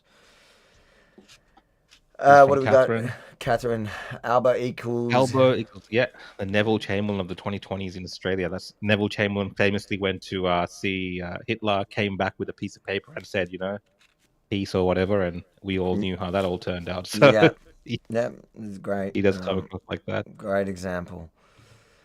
What do we got? Skippy Larrikin. Thanks, Skippy. For the $5. coffers. Oh, Skippy. Sorry.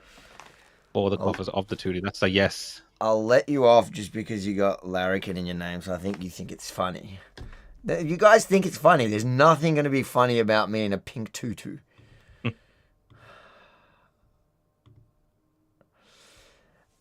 What have we got? Steve says, Albo, from the river to the sea, Jody is a coastie.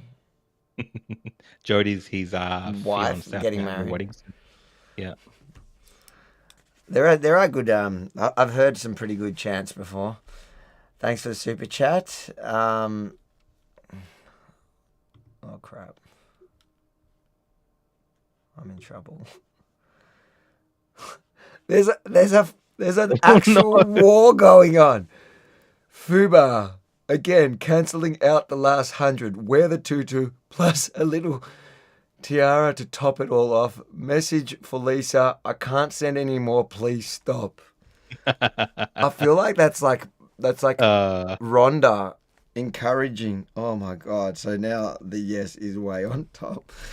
The yes is on. You're gonna have to do if it does end up being a yes. I know this with feels all of like our it's too viewers, big. No, you're gonna have to do it because I'm gonna hold you to it and make sure that you do it. we're at like The whole 300. show. We're at like 305 yes and 305 and to 230. So I need there's I think it's like 75. I'm guessing 75 or 80 down on no. Guys, step up. Oh no, crap! The next one's Abby King. That can't be good. No, sorry, no, I'm not doing that again. That's not. Stay away. All right, what's Abby written? Oh no. My thoughts on Avi wearing a dress was payback for trying to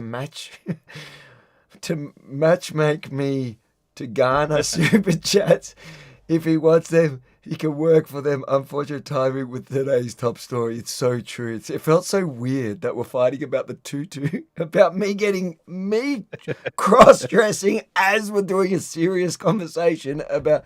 Listen, we're all consenting adults. There's a big difference, and I'm also not going trans. So, hold on. So, wait, Abby's put $30.99. At any point in this, I get what she's trying... Now, I get what she's trying to get... But why are you coming at me, wasn't it? Rukshan, wasn't it actually you who started the whole thing about Abby King getting hit on? I think you started it. I just, ran... You pushed it. Yeah, you pushed it. So, hold on. So, is Abby saying... But I don't know if I'm just trying to rig the system, but in that comment, is that $30 to me wearing it? Because He can work for them, unfortunately. Yeah, he can. If he wants them, he can work for them. Unfortunate timing with today's top story. It doesn't say on there that that's $30 for her. Is that going towards it? Do I have to put it towards it? We'll put that in the middle for now, and then we'll check in with Abby towards the end. And see where Abby, you got to tell us if that 30. That could actually be the deciding $30 at the end of the night. It's going to be the one vote. It's going to end up being the one vote. To decide what we do. I think we're going to keep going with stories as well, though. We will. Listen, USA president. I know, Avi. You would love now. Every opposition podcast is just an auction. We're just auctioning ourselves off to the highest bidder. Let's do this one, then we'll get back to super chats after. Michael says USA president 460K, Albo 600K. I actually looked it up, Michael, during the all this stuff going on, and Albo is among the top 5 paid leaders in the world. So he sits in the top 5. There is some bloke that gets about $1.16 million, something like that. $1.1 million. But so Albo is in the top 6 in the world. So the Australian Prime Minister. Out of all the countries in the world, we have one of the highest paid leaders in the world. And hasn't earned a cent of it. All right, next story. This is a story that is actually pretty wild, especially for anyone that still remembers the COVID era. But let's watch. Well, former Prime Minister Jacinta Ardern has declined a request to give evidence at the second phase of the Royal Commission of Inquiry into COVID-19. Labor leader Chris Hipkins, who was COVID response minister in the previous administration, is also refusing to appear, as well as former finance minister Grant Robertson. Political correspondent Zane Small joins us now. Kia ora, Zane. So why won't they front? Yeah, well, it is important to point out that this is the second phase of the Royal Commission of Inquiry into the COVID-19 response, and it is the current coalition government that made the second phase happen to take a closer look into the more controversial aspects of the previous Labor government's response to COVID, such as vaccine mandates. Now, the second phase is still underway, and the Royal Commission wanted to hear from some of the key decision makers of that time, such as former Prime Minister Jacinta Allan and Chris Hipkins, who was the COVID response minister at the time. But today it was confirmed that they have declined an invitation to appear before the Royal Commission. But they did provide some reasons, including that the broadcast of their submissions would be misused to create misinformation, and that they've already cooperated and provided answers privately. Here's what Chris Hipkins had to say this afternoon. I provided written evidence to the inquiry. I answered every question that they had. I attended the interview that they scheduled for me. They had asked for 2 hours. They ran out of questions after an hour. They've indicated they have no further questions for me at that point. They then asked me to repeat my answers again, to attend another process where I would repeat my answers again. I'd already answered all of their questions, and they themselves said that it wasn't a matter of gathering any further information, that there was no further information they were looking for from me. Now, as you can imagine, the response from the government side has been quite scathing. Brooke Van Velden of the ACT Party, who holds responsibility for royal commissions, said it is, quote, it shows, quote, that lockdown overlords were missing in action and skirting accountability. Political correspondent Zane. That is a wild story. Just in general, so dodgy. But I want to watch also an interview with him that digs a little deeper, and you get to see how uncomfortable he gets, Chris Hipkins. But I think anybody through the COVID era, whether you were for or against, I don't know how you're for it, but let's just forgive and forget, right? Obviously, our stances were pretty well known. I think time has vindicated where we stood on this issue. But even if you were for the government's overreach, and in New Zealand the government's overreach was Ardern was almost as bad as Dan Andrews. If you were for it, and then now there's the Royal Commission, the two parts. The first part was their one that they set up to try and appease people, to say there's nothing to see here, but the scope of it was really avoiding the issues that people had a problem with. So it was a super safe Royal Commission, and they didn't really have to answer the questions that everyone really wanted answered. It was a bit like the John Ruddick debate the other night. It was like John Ruddick wanted to come on, and he wanted to talk about everything but what everybody was here to hear, right? And now that the scope has expanded to the second phase, in which now it will question all those controversial decisions, now Jacinta Ardern's like, no, I'm not accountable to anyone. I don't have to answer questions. Chris Hipkins the same. It's like I answered all their questions in the 2 hours on the old stuff. Yeah. It's insane.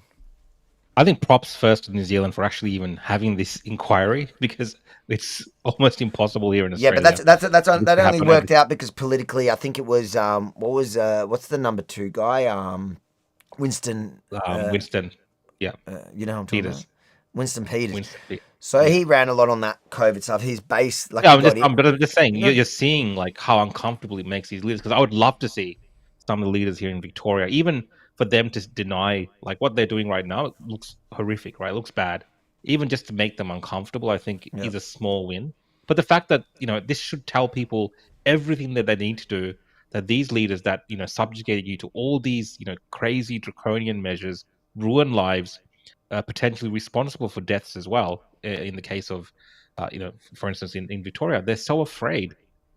They're so afraid to speak about their decisions in a public setting. That should just tell you everything you need to know. Everything you need to know. In my view. It does. It does. Okay, so here there is he's being pressed further on his decision. Have you been asked to go give evidence? At the moment, they've sent us a series of questions that they've asked us to give written answers to, so I'm working my way through that at the moment. We just received those, I think, late last week. The exact form of, an appearance before an interview, an appearance, that's still being worked through with the Commission, but trying to be as cooperative as possible. Okay, so this is obviously filmed earlier because he's saying this is when he was given the written, and in the thing now, and he's not being cooperative now because they did ask him to come in and he doesn't want to come in now. Yep. You'll turn up. I mean, they want to interview you, so you'll turn up. Oh, yeah, I mean, it really depends on, what they want. At the moment, what they've asked us to give them is a written brief, which is what we're working on at the moment. Yeah. But, I mean, I guess what I'm saying is, if they ask you to attend, you'll attend? It depends on the context and the circumstances, but certainly I want to be cooperative with the Royal Commission, as I was with the first Royal Commission that was set up. I spent several hours with them answering all of their questions. So why wouldn't you do the same with this one? Well, one of the things is, they'll have to set out what it is they want to ask that's different to what the first one asked, because their terms of reference specifically preclude them from asking the same questions that the first Royal Commission asked. So what is it that they want to know? Are there things you don't want to answer? No. So why wouldn't you go if they ask you? Well, look, what I don't want to see happen is, is a whole lot of theatrics. I'm very interested in engaging with them on how we can capture the lessons learned. You're worried that this round 2 is politicised. Well, the terms of reference are certainly far more political than the first one. But they were political we need to be mindful of that. They were political decisions that were being made. Well, yes, but governments don't generally establish a Royal Commission to look at political decisions made by their predecessors. So this is somewhat unusual. And the fact that the terms of reference specifically, the terms of reference specifically exclude decisions made. The whole of COVID was unusual. Everything they did to people during that time was somewhat unusual. So yes, the inquiry into it will be somewhat so crazy. Unusual. And he's saying the first one was okay because we were doing it to ourselves. And the scope was very specific. It was avoiding the politicized, the controversial bits. It was it was ticking a box to be able to say that we did an inquiry and there's nothing to see here.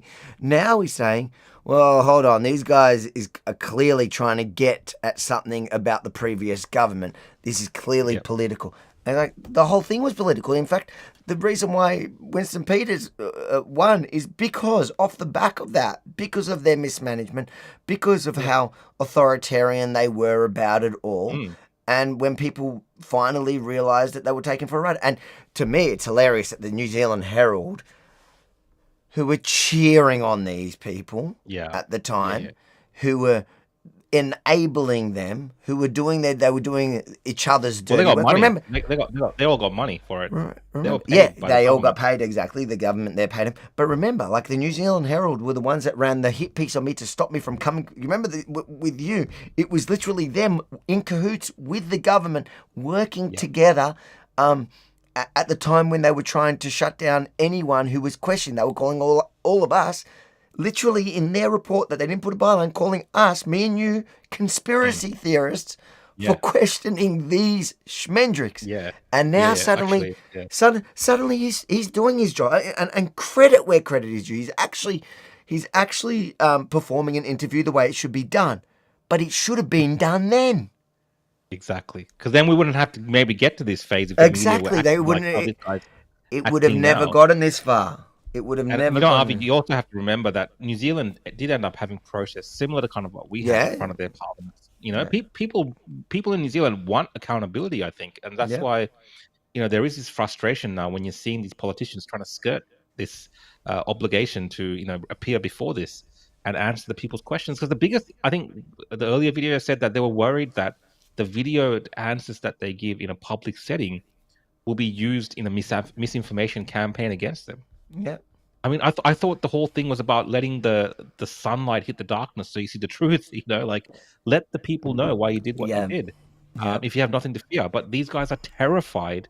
They are absolutely terrified that we will get to see exactly the idiotic decisions without any expert evidence, without any proper reason to do things besides political decisions that they made during that time. Like, it was all done for politics. Every single decision they made, whether in New Zealand or in Victoria or in other states of Australia, were all political decisions. They were not based in facts or science. And we know that today for sure. Yeah. And that's why these guys don't want to answer these questions. 100%. No, we'll just finish watching this. When New Zealand First were part of the government. So I think the terms of reference have been deliberately constructed to achieve a particular outcome, particularly around providing a platform for those who have conspiracy theorists' views. That seems to have been specifically written into the terms of reference that they get maximum airtime. Do you know why? Because telling people they have conspiracy theorist views doesn't stop them having conspiracy theorist views. And in many cases, as you discovered on the lawn of Parliament, you make them worse. Well, you also giving them a platform doesn't make them better. Is it a platform or is it a place where they can be heard? Well, you mentioned the protest at Parliament. There were people there hanging nooses in the trees. Do you really think that was constructive engagement? That was not a platform for constructive engagement. Well, before we saw the nooses, and we don't know who put the nooses up or what they were there for, do you? They hung them on the first day they arrived. Who hung them? They hung them on the first day they arrived, and they had names on them. Mine was one of them. Yeah, I'm not going to go down and talk to them. No. So these people you think are coming to the Royal Commission and therefore you won't attend? No, I haven't said that. I've said, you're putting words into my mouth. I've said that we're cooperating with the Royal Commission and I'm trying to be as helpful as possible. Okay. Jacinta, do you think she'll go? Well, that's a question for her. Can you see how this is quite annoying? If you're a country and you don't agree with what you guys did, lockdowns that went on, you even said Auckland lockdown went too long. Easy for you to say. You weren't here, stuck at home with all of your children, or you weren't the child stuck at home without their support worker, who is the lifeline to the outside world. You weren't that person. So all very well for you to sit here and say, oh, well, may go, might not go, just depends what the questions are. It's all quite political. For these people, it was deadly serious. All of the Royal Commission, all of the Royal Commission's first report covers all of those issues and quite comprehensively, and I've accepted the recommendations of all of them. The government haven't accepted the recommendations. That report, which sets out how we could be better prepared for a future pandemic, how we could do things differently in the future, is currently sitting on a shelf. The government haven't done anything to implement any of those recommendations, despite the fact that the Royal Commission actually said that it was urgent that we actually made sure we were better prepared for an event like this happening again in the future. Damn. That was good. That was actually a good interview. That's what you want to see. I know. On TV. And to me, the only frustrating thing of that is that it wasn't done at the time. Okay, let's get through some of these super chats. Oh no, we've read that one already. Thank you for the super chat. What do we got? This is from Cruel Intentions, good friend. Thanks for joining in again, mate. Evening, ladies and perverts. I vote for the 222. I knew Cruel Intentions would. I think he's very interested in seeing you in a tutu, RV. Shame on you, you sicko. I'm not sure if I feel comfortable with this. Lisa has pulled through. Lisa, I am falling in love with Lisa. Indicates XXL. Can I take my contribution back? No, I'm not a quitter. No tutu. The XXL, why is she saying I'm XXL? What's she trying to say? I thought she'd put XXS. She put double, let me just check what Rhonda wrote. Did she say?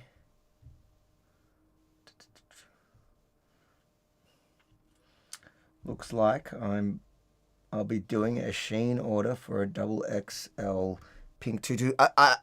Pink tutu's generally small. Surely that's the reason why she's saying double X. I'm a medium to large. I'm a large. Am I lying?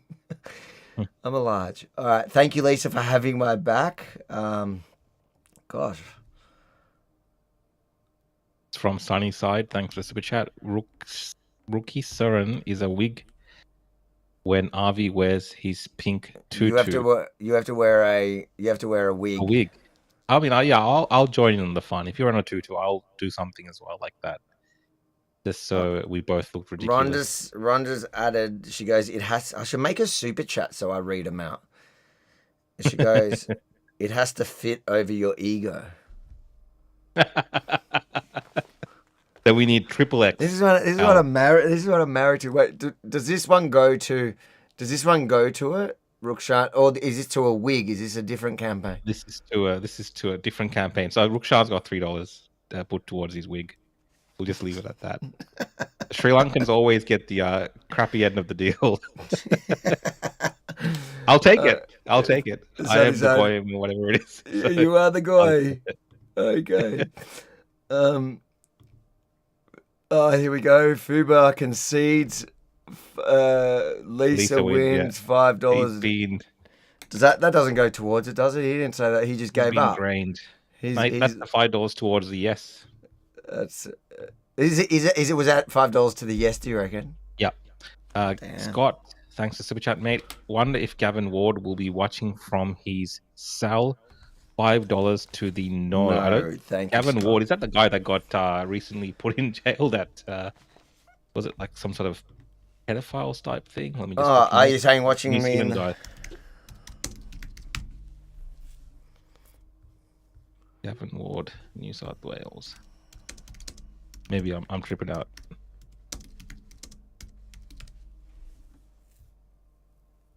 Yeah, Gareth Ward. Maybe he meant Gareth Ward. So he's the one that the politician that's in trouble.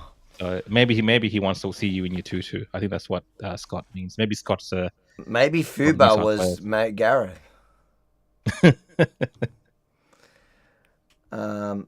So Scott did $5. Oh, that cancelled the last $5 you made me a tribute. I thought they have to be super clear about whether it's going. Speaking of being super clear, Abby says yes. All my funds are yes. Oh damn! So now you got that $30 and then the $15 to add there as well. No, $14.99. Every cent counts. Let's go. Okay, I just don't want to double count. Last Abby super chat. Technically, a tutu is not addressed, so you can cross that one off. Avi, no for the tutu. $10 for no. Thank you. I appreciate all the super chats, but especially the no's. I'm starting to get nervous because I feel like I actually have to do it now. Like this is like real money. You have to do it. This will go down as one of they will hold this to you for the rest of your life if you don't do it, Abby. Cruel intentions. I would like to see Abby in a 222. She's still cute as. Yeah, this is where it all started. I'm scared to support that comment because the last time Rukshan started this, I'm somehow being sold off as a tutu. Anyways, okay, maybe the next round is that's who we're gonna have to super chat for. What do we got here? Oh damn. Fuba came back. You said you were out. I think he's taken a loan. Sky, I'm back and raise Lisa another 50. RV in the 2-2 losers put towards your security, mate. Yeah. Holy. I was actually feeling confident. Guys, this is a lot of fun, guys. I'm really enjoying You're just having fun. I'm having a good time. It's a lot of fun. Varun jumped in as well. Yes, Varun, thank you. I didn't even know what the numbers are. I'm gonna have to calculate it in a second. Thank you, Varun. Oh my god, I was getting worried. Varun says, "Cannot let Lisa fight this alone." Thank you. Medium. Varun. I think he wants to see you in a medium tutu. So he's got specific request. Who? Varun. Wait, no, didn't Varun? Wait, Varun was against. Is he against? Yeah, I swear I just put that towards. I put that towards against. I'm sure. Varun cannot let Lisa fight this alone. Oh no. Oh yeah, so you're with Lisa. He's like with Lisa. He goes piffed medium too large. So I think he's saying. Is he saying I am medium or I'm large? or extra? Oh, medium to large. Mm. All right. Let's see. I really don't know what. Oh God. This is for Team Abby. Drag Avi Fund. Drag Avi. That's what we're gonna call it. No, Drag Avi. I'm gonna set up another page. What are you getting? When is this happening, by the way? Like, I feel like we can't swindle the people, Avi. Like, you have to get it. I am hoping that Rhonda, order that tutu. I think that tutu has to be ordered. No. I am not conceding. I am hopeful that I'm gonna win this. So, maybe I'm getting too excited. Skippy Larrikin is for the yes box. Wear the tutu. Thanks, Skippy, mate. Thanks for your contributions, mate. Appreciate it. I feel like you're winning no matter what. You're just happy. How did this end up being the thing? How many people be interested in a class action against the government? Oh my yes. Is am I gonna go to yes to what? You were talking I think about on that comment, Dan, like I think maybe you're talking about a class action against for the government of that, yeah. All these things. I mean, it's been tried in court a few times from different people in different ways, especially from certain workforces, and hasn't always been successful, has it? It's they're pretty well insulated. That's why those kind of royal commissions, where they're held accountable, at least in the public eyes, without maybe legal repercussions, is at least something. Because the courts tend to protect the whole process of government and give them a lot of leeway. Yep. And I can't believe his thingers are going to yes. I reckon we keep going with our stories. Yeah. As entertaining as this is, we will continue on with the. Arvi's just considering his entire life. Hold on. You know what Arvi's thinking right now? Davos in a tutu. Davos in tutu, yeah. $3. Thanks, mate. Arvi is thinking right now why he became a reporter, why he didn't just start live streaming and OnlyFans. Out there. What am I doing? I think you have a career in OnlyFans for sure. But I think this is how it works. So we're getting a bit Abby's like, at this point, I think I deserve more than Avi in a pink dress. I don't know exactly after I said OnlyFans. No, all right. I was very hopeful for a second that I'm out, but I'm starting to sense I am screwed. Okay, we'll continue with those in a second. There's a bizarre story. So there's two more stories that I have tonight. First one, we'll go over to Canada in a minute, right? Oh, did I lose the original one? Shall I watch the original one of that guy? Yeah. All right, let me pull that up first.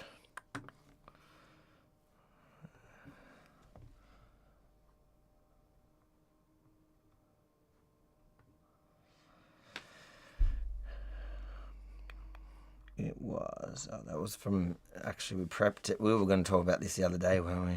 All this money coming in has made Avi lose focus. He's lost track of everything. No, I had it all set up. Here we go. I got it, guys. Chill out. I'm just picturing myself in a tutu and I'm getting confused. All right. Let's watch.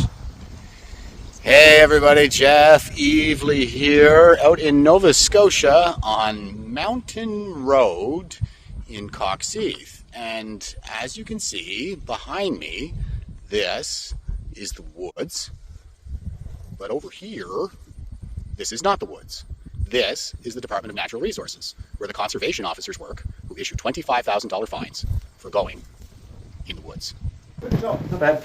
I'm Jack Evely. I called earlier. Evely? Yeah, Evely. I spoke to somebody earlier about the woods ban. Yep. And I understand that you guys issue $25,000 fines right now for anybody who goes in. Yep. Okay, I'm going to go in the woods over here. Yep. I don't want to make any trouble for you guys. Okay, I took this to court the last time I did it. They said I didn't have standing because I wasn't fined, so there was no money involved. Okay. So I want to challenge this order in court, and the only way for me to do that is to get the fine. So I'm not trying to make trouble for you guys.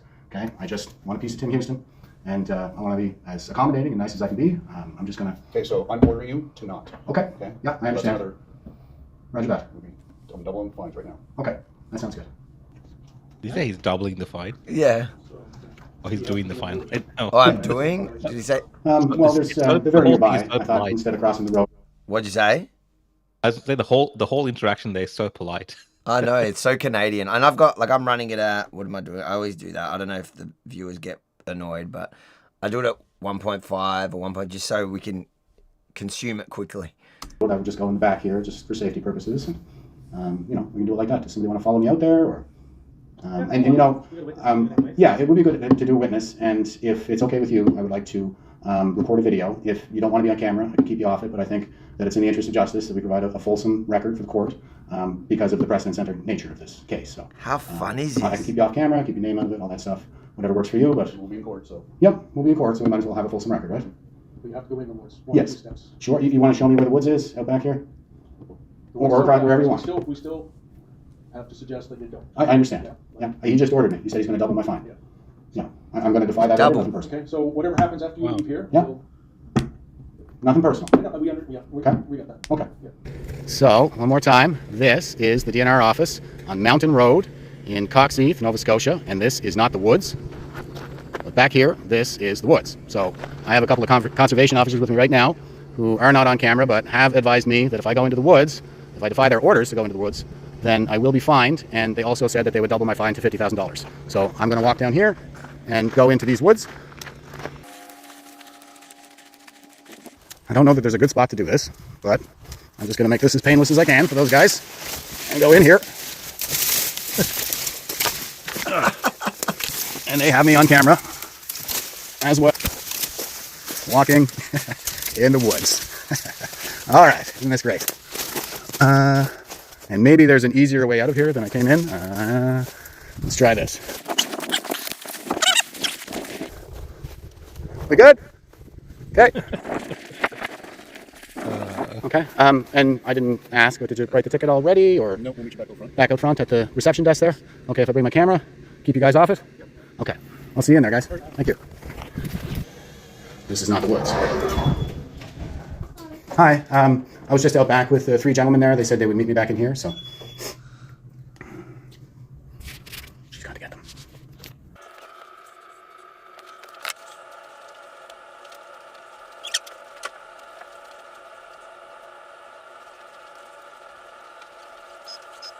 So the order would have to long form and put us off months in advance for court times. So we just do a SOT for entering the woods without forest travel permit when proclamation is effect. You have a court plea date. Your due date is the 12th of September, so it's a lot quicker, just a ticket. So okay, yeah, that makes sense. So this is. Want to go that to make it quicker. Okay, so this is an SOT, and that is for summons to accused. What is this? Summary offense ticket. Yeah. For today's date, your information. Forest Act 25 sub 1. Fine is $28,872.50. Okay. I thought it was 25,000. It's 28,870. Court costs, victim fees, taxes. Oh, victim fees. Taxes. Okay. Sounds good. All right. Thanks very much, gentlemen. I appreciate your courteous approach. Nice chatting with you. All right. Take care. Oh, this is still not the woods. So here we go. Oh, I have a ticket here for. Let me see if you can see that. $28,870.50 for victimizing somebody. Okay, so more to follow. That insane. That was a pretty funny video considering what was going on and the way it all kind of panned out.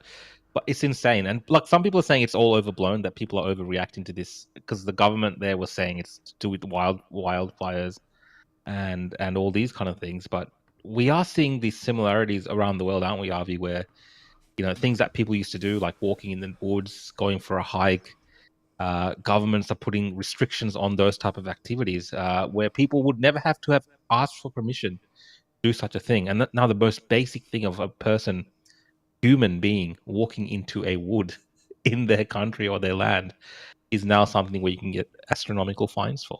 It's crazy. It's what, just to me, it is so amazing to see how Canadian that is. They were so polite about the whole interaction both ways. Like, sir, I'm going to break the law. Do you want to come while I break the law? And then you can give me it's just so funny.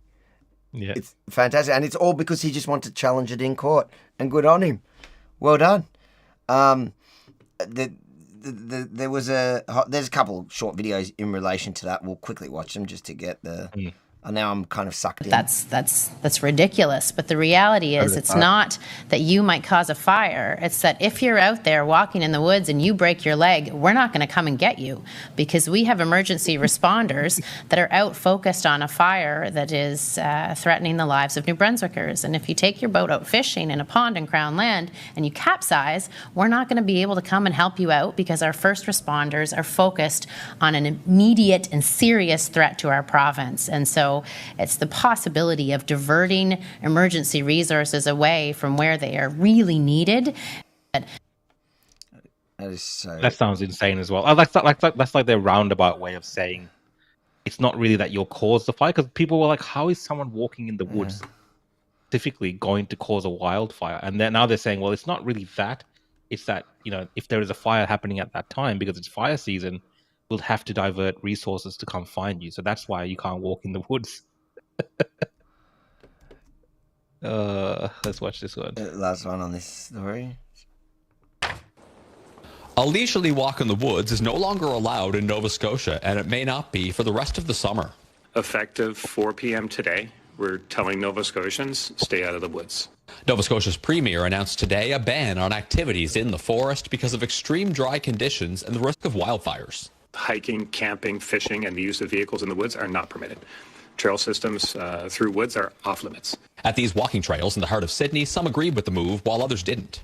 As long as you're not starting a fire or smoking, that kind of thing, you should be able to walk there. It kind of sucks for the campers and anybody out tenting, but it's probably necessary. At these wooded trails in Coxheath, the entrance is blocked off. The people who run the trails say while they understand the province's move, it's also unfortunate. So there's some expansions and upgrades that we had hoped to finish this summer that, depending on how long this goes, it will be slowed down. According to the province, the penalty for violators will be the same as it is for the burn ban put in last week, $25,000, though camping is allowed at registered campsites and some exceptions will be made for work in the woods. So they can get a permit to carry out their operations on Crown lands. They may need to operate at night, which can take place. The Premier says with nothing but more dry weather. A bit frustrating to hear that, but now... It sounds like the language that's used there, how familiar is that language? COVID stuff, yeah. After this time, you can't do this, you can get a permit, you can work, some people can work. And it's insane, right? It's kind of become this nanny state. And I get it. Even in Australia, during the fire season, we have these total fire bans. Even that is kind of acceptable. I kind of get it. You don't want to start a fire during that time, but just people walking through, really? That's insane. Yeah. That's become a problem now. It's crazy. We have become... It does remind me of it is very reminiscent of the COVID restrictions that never made sense. Yeah. And this is what this guy's testing. It's like, how does it make sense that I get $25,000, which actually, they say $25,000, but $25,000 plus taxes? That was like the funny punchline at the end. They're taxing your fine. Oh, look, let's do this. We are seeing, not exactly this here in Australia right now. I just want to show how it's similar. But we are having this this issue where places are becoming sacred areas for Indigenous people, or trails that people use in Victoria, for instance, I've seen are becoming off limits for four-wheel driving or camping and things like this. So it's kind of happening in a roundabout way here in Australia as well. And I do foresee massive fines. And even for something like this is kind of an idea that I would see the Victorian government pick up on.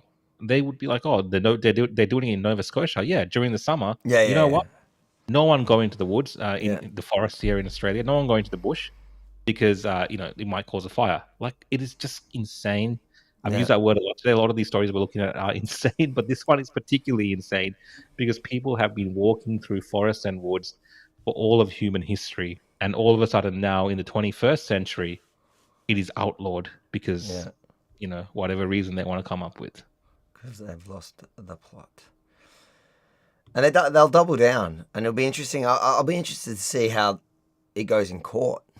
Is it like COVID where at the end of it the court will they'll drop it at the end or whatever, and it was just designed to scare people, and as soon as people push back they kind of drop it? Or are they going to make an example of this guy and charge him $50,000 plus taxes, plus whatever court fees are probably going to come on top of that? All right, 3 super chats here. We have, if Avi does it, Rukshan should. $2. You're on like $4.99 now. I'm on $4. Yeah. $4.99. We'll think of something for me on a different, a few months' time or something, different show. We'll think of something. Few months' time. No, I'm sure the audience will find something good for you soon. Lisa, $10. Lisa, build it and they will come. See what I done, guys. We love your work, all for a good cause. Thank you so much for supporting the show, Lisa. And it's good fun. Obviously, we're making light of the whole super chat thing and having a bit of fun and talking about money and stuff. But no, really, support what we do. It's a great contribution to support the work that we do. So that's great. Thank you so much. I get to count that as a no. I'm pretty sure. Because yeah, it's just from Lisa. It's all to no. It's all no, right? Because Lisa's legit. She's not like Abby. All right. Hold on. What do I have?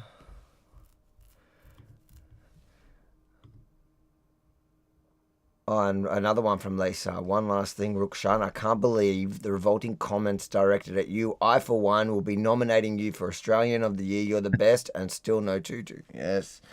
I agree with the last 3 words. Last part, I agree. He's probably the person that's sending me the revolting comments, most likely. Do you know how burner account. Do you know how I go on my phone in middle? It's just me trolling Rukshan. I've been at. I'll count. We've got one more story for today, but then I'll count this in between it, so then that gives people time. Thanks for the super chat, mate. But I'm sure the government that have done nothing for fire prevention, they do nothing for actual danger, but overcompensate for the kids. That's actually true. We do have issues. I know in Victoria, for instance, where they don't clear out the areas, and these are things that are discussed a lot. Every time there's and the climate change and protecting the environment. So it's possible that in Canada they don't do these things as well. I'm not too familiar, but I see the point you're trying to make there. All right, let's count it. All right, I'll start with the no's. That's 1.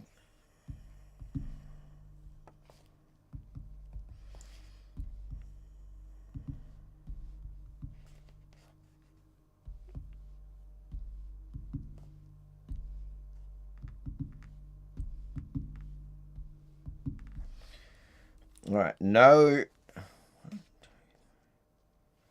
is 507 at this point. I'm feeling pretty confident. 507 for no. 507.99 so far. All right, that's where we're at. All right, let's do the yes.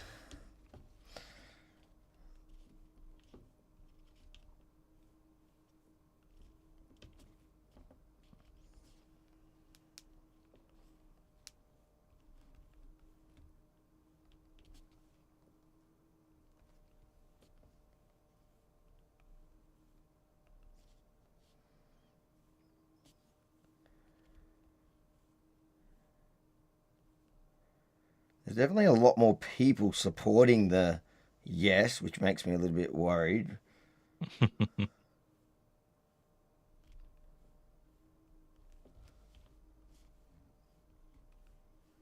But it feels like there's a lot of small ones that just wanted to say yes. Just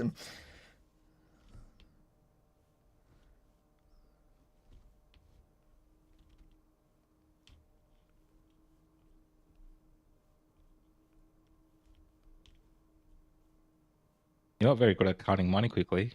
No, not one. Oh, damn. This is no good, guys.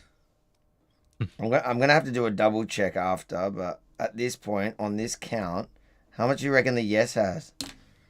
I reckon close to $350.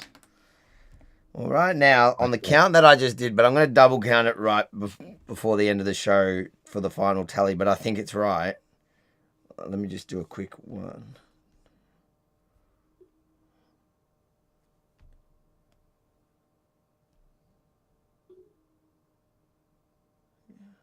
I've got 667.87. Well, yes. Yeah, that's not good. Wow. It's good, but it's not good, ladies and gentlemen. So right now there is a $159 difference, and yes is actually ahead, but I will fact check myself at the end after the next story, but I think it's right. 159.88. I love you all, but damn, how are so many of you so evil?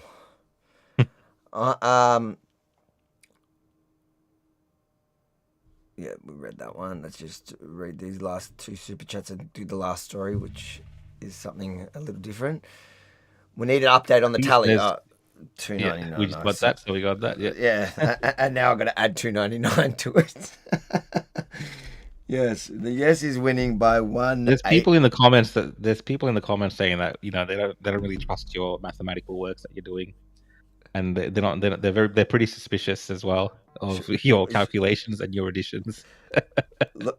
We should have got this done by a third party. I know. Maybe Chris. Chris Overs. If you're watching, do the transcript. I've got it here. You guys, can you see it? Can you see it? Hopefully, hold it for a little bit so someone can actually take a when super chat goes off. You see how bad of that, and do the somebody can actually, if somebody got a shot of that, maybe you guys can double check my nose and my yes. Okay, and look, I will. I rushed that one. I'll do it more carefully. I'll actually call the numbers out when I do it. The next one, so as I'm doing it, you guys can do it with me. Actually, I should have done that. And God bless Christos. Who we God blessing? Skippy Christos Anitsti. Christ, Jesus Christ. Is that also? They're throwing like Roman. This is like the Jew, the one where I said, what was it? What did I think he wrote?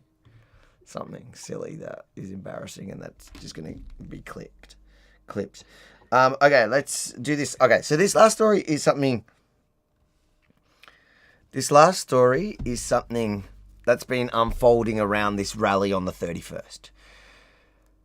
One of the people that have claimed the kind of, like, we don't know exactly. We know there was a grassroots thing, a video or two, whether it was that TikTok, I think you said it was that TikTok video, plus that soldier guy that started the idea. He apparently put the third, I don't know what came first. Anyways, then a bunch of different people like the National Socialists, plus there's like a person called Vic Freedom who was, I remember during the COVID times, like I didn't get involved in I stayed away from their internal dramas between the different groups. I was just trying to like get to the protest, cover them.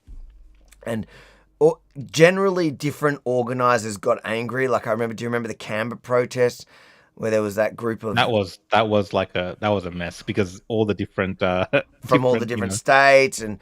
People came and and they all wanted it all to be theirs, and they were angry that I wasn't filming their stupid cooker speeches at the front, and instead I was talking to like the average person going there because they were way more interesting than you idiots.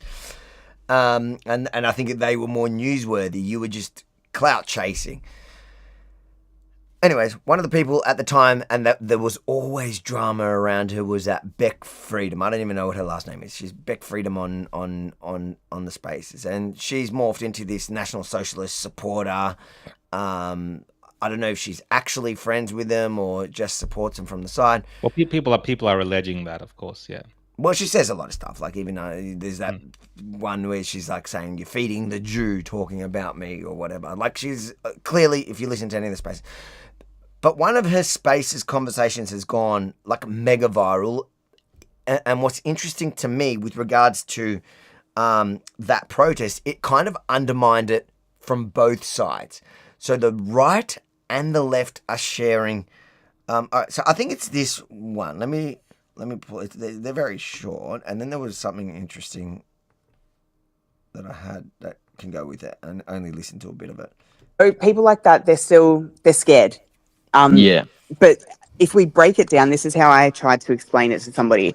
I said, okay, so protect Australian heritage, culture, way of life. Next step, protect European culture, heritage, way of life. The next step is protect white heritage. So it all means the same thing. It's just different ways to put it. Australian heritage, by saying it that way, it is more appealing to the public. It's going to deter them from saying, oh, it's a Nazi rally, blah, blah, blah. That's all it means. Australian is white. is European white. Like it's I don't understand. I think Well, the it problem- put it down to beer. So it was like a mask off moment. Look, I think the problem with these guys is they should probably stay off spaces. Really, they don't know how to communicate a lot of the time, and they say things, which is probably not a bad thing, but they actually say things which they actually really mean without thinking it through. Like that was a mask off moment in terms of, hey, let's have this march, but we're going to tell people it's Australian. It's that means it'll fool the general public, but what we really mean it's for white Australia. Yeah. Again, Avi, I want to make this point that if white nationalists or ethno nationalists or white Australians want to hold a white Australian only march, just be go honest. for it. Do it. Be honest. Do it. Put your Hold name your little to ethno nationalist march. Yeah, Tell exactly. people only white people are allowed to come. Yeah. Don't any other races or any other people that claim to be. There's a Australian reason why they don't do that. There's a reason why because they Yeah. won't get anyone there. They have to trick people Well, that's into what I mean. coming. Just be honest, and there's no issue with that. I mean, of course, people will find faults with it, but at least you're being honest. Yeah. But if you're trying to be deceptive, At least, and, yeah. So, like, doing just a white nationalist, anti everyone else thing, you're just a piece of shit. But doing it and lying, you're a piece of shit and you're a liar. Just be a piece of shit. I mean, people in the comments are saying, "What's wrong with doing a white?" There's nothing. That's what I'm trying to say. There's nothing wrong with it. Just do it. Just say that's what you're doing. No, I personally think that you're. No, so I get that. I those get the fact that there's nothing Nazis wrong with are it. all scum. No, And- I get that, yeah. but there's nothing stopping them from getting together. No. I don't have a problem with For who them. they are and I don't holding have a a rally. I do not have a problem with them rallying. If they're scum, they're just at least they're not deceptive lying scum. But here they're being deceptive and lying. Anyway, so what you've seen the fallout from that. So obviously all the left jumped on it. Like I was seeing TikTok like blue haired after blue haired, pink haired, all playing that clip to prove that the entire protest is a white supremacist thing. And again, do you know what? From my experience during COVID with these exact people, with that Beck Freedom, is like any protest that was announced, like they would take the stage and they would take charge. So I don't necessarily believe that she really was in charge, but it does seem like that group were really trying and were successfully taking some sort of control. And that's what they did during COVID as well. Like somebody would announce something, somebody like the first person ends up walking away going, holy crap, this is way too much. I just meant to say, let's gather around with Australian flags. And they jumped in and they go, yep, Australian flags. And then they're talking about their messaging in public forums. Okay, so an interesting response, which I think we're seeing more of, even from probably conservatives. This guy's a conservative, or right wing, whatever you want to call him. I don't know. Let's talk about the march on the 31st of August. People keep asking if I'm going, and the answer's... 1 second, let me just... I don't know if that music is what, so I'm just going to kill the music. Fuck no. Why? It's organised by the NSN. These guys. And one of the main ladies behind this is what she had to say. I said, okay, so protect Australian heritage, culture, way of life. Next step, protect European culture, heritage, way of life. The next step is protect white heritage. So it all means the same thing. As someone that is a proud Australian, yet of colour, I'm not supporting that. That's not about a free Australia. That's not about an Australia that we talk about that we want. That is an extreme agenda hiding behind the Australian flag. And I've said it time and time again. I will not stand for any extremism within this country. And there is nothing more that I hate than fucking racists. So if you believe in what I say, don't attend this march. Share this far and fucking wide. There's going to be a video in my link tree of all the receipts that you need to believe this is run by the NSN.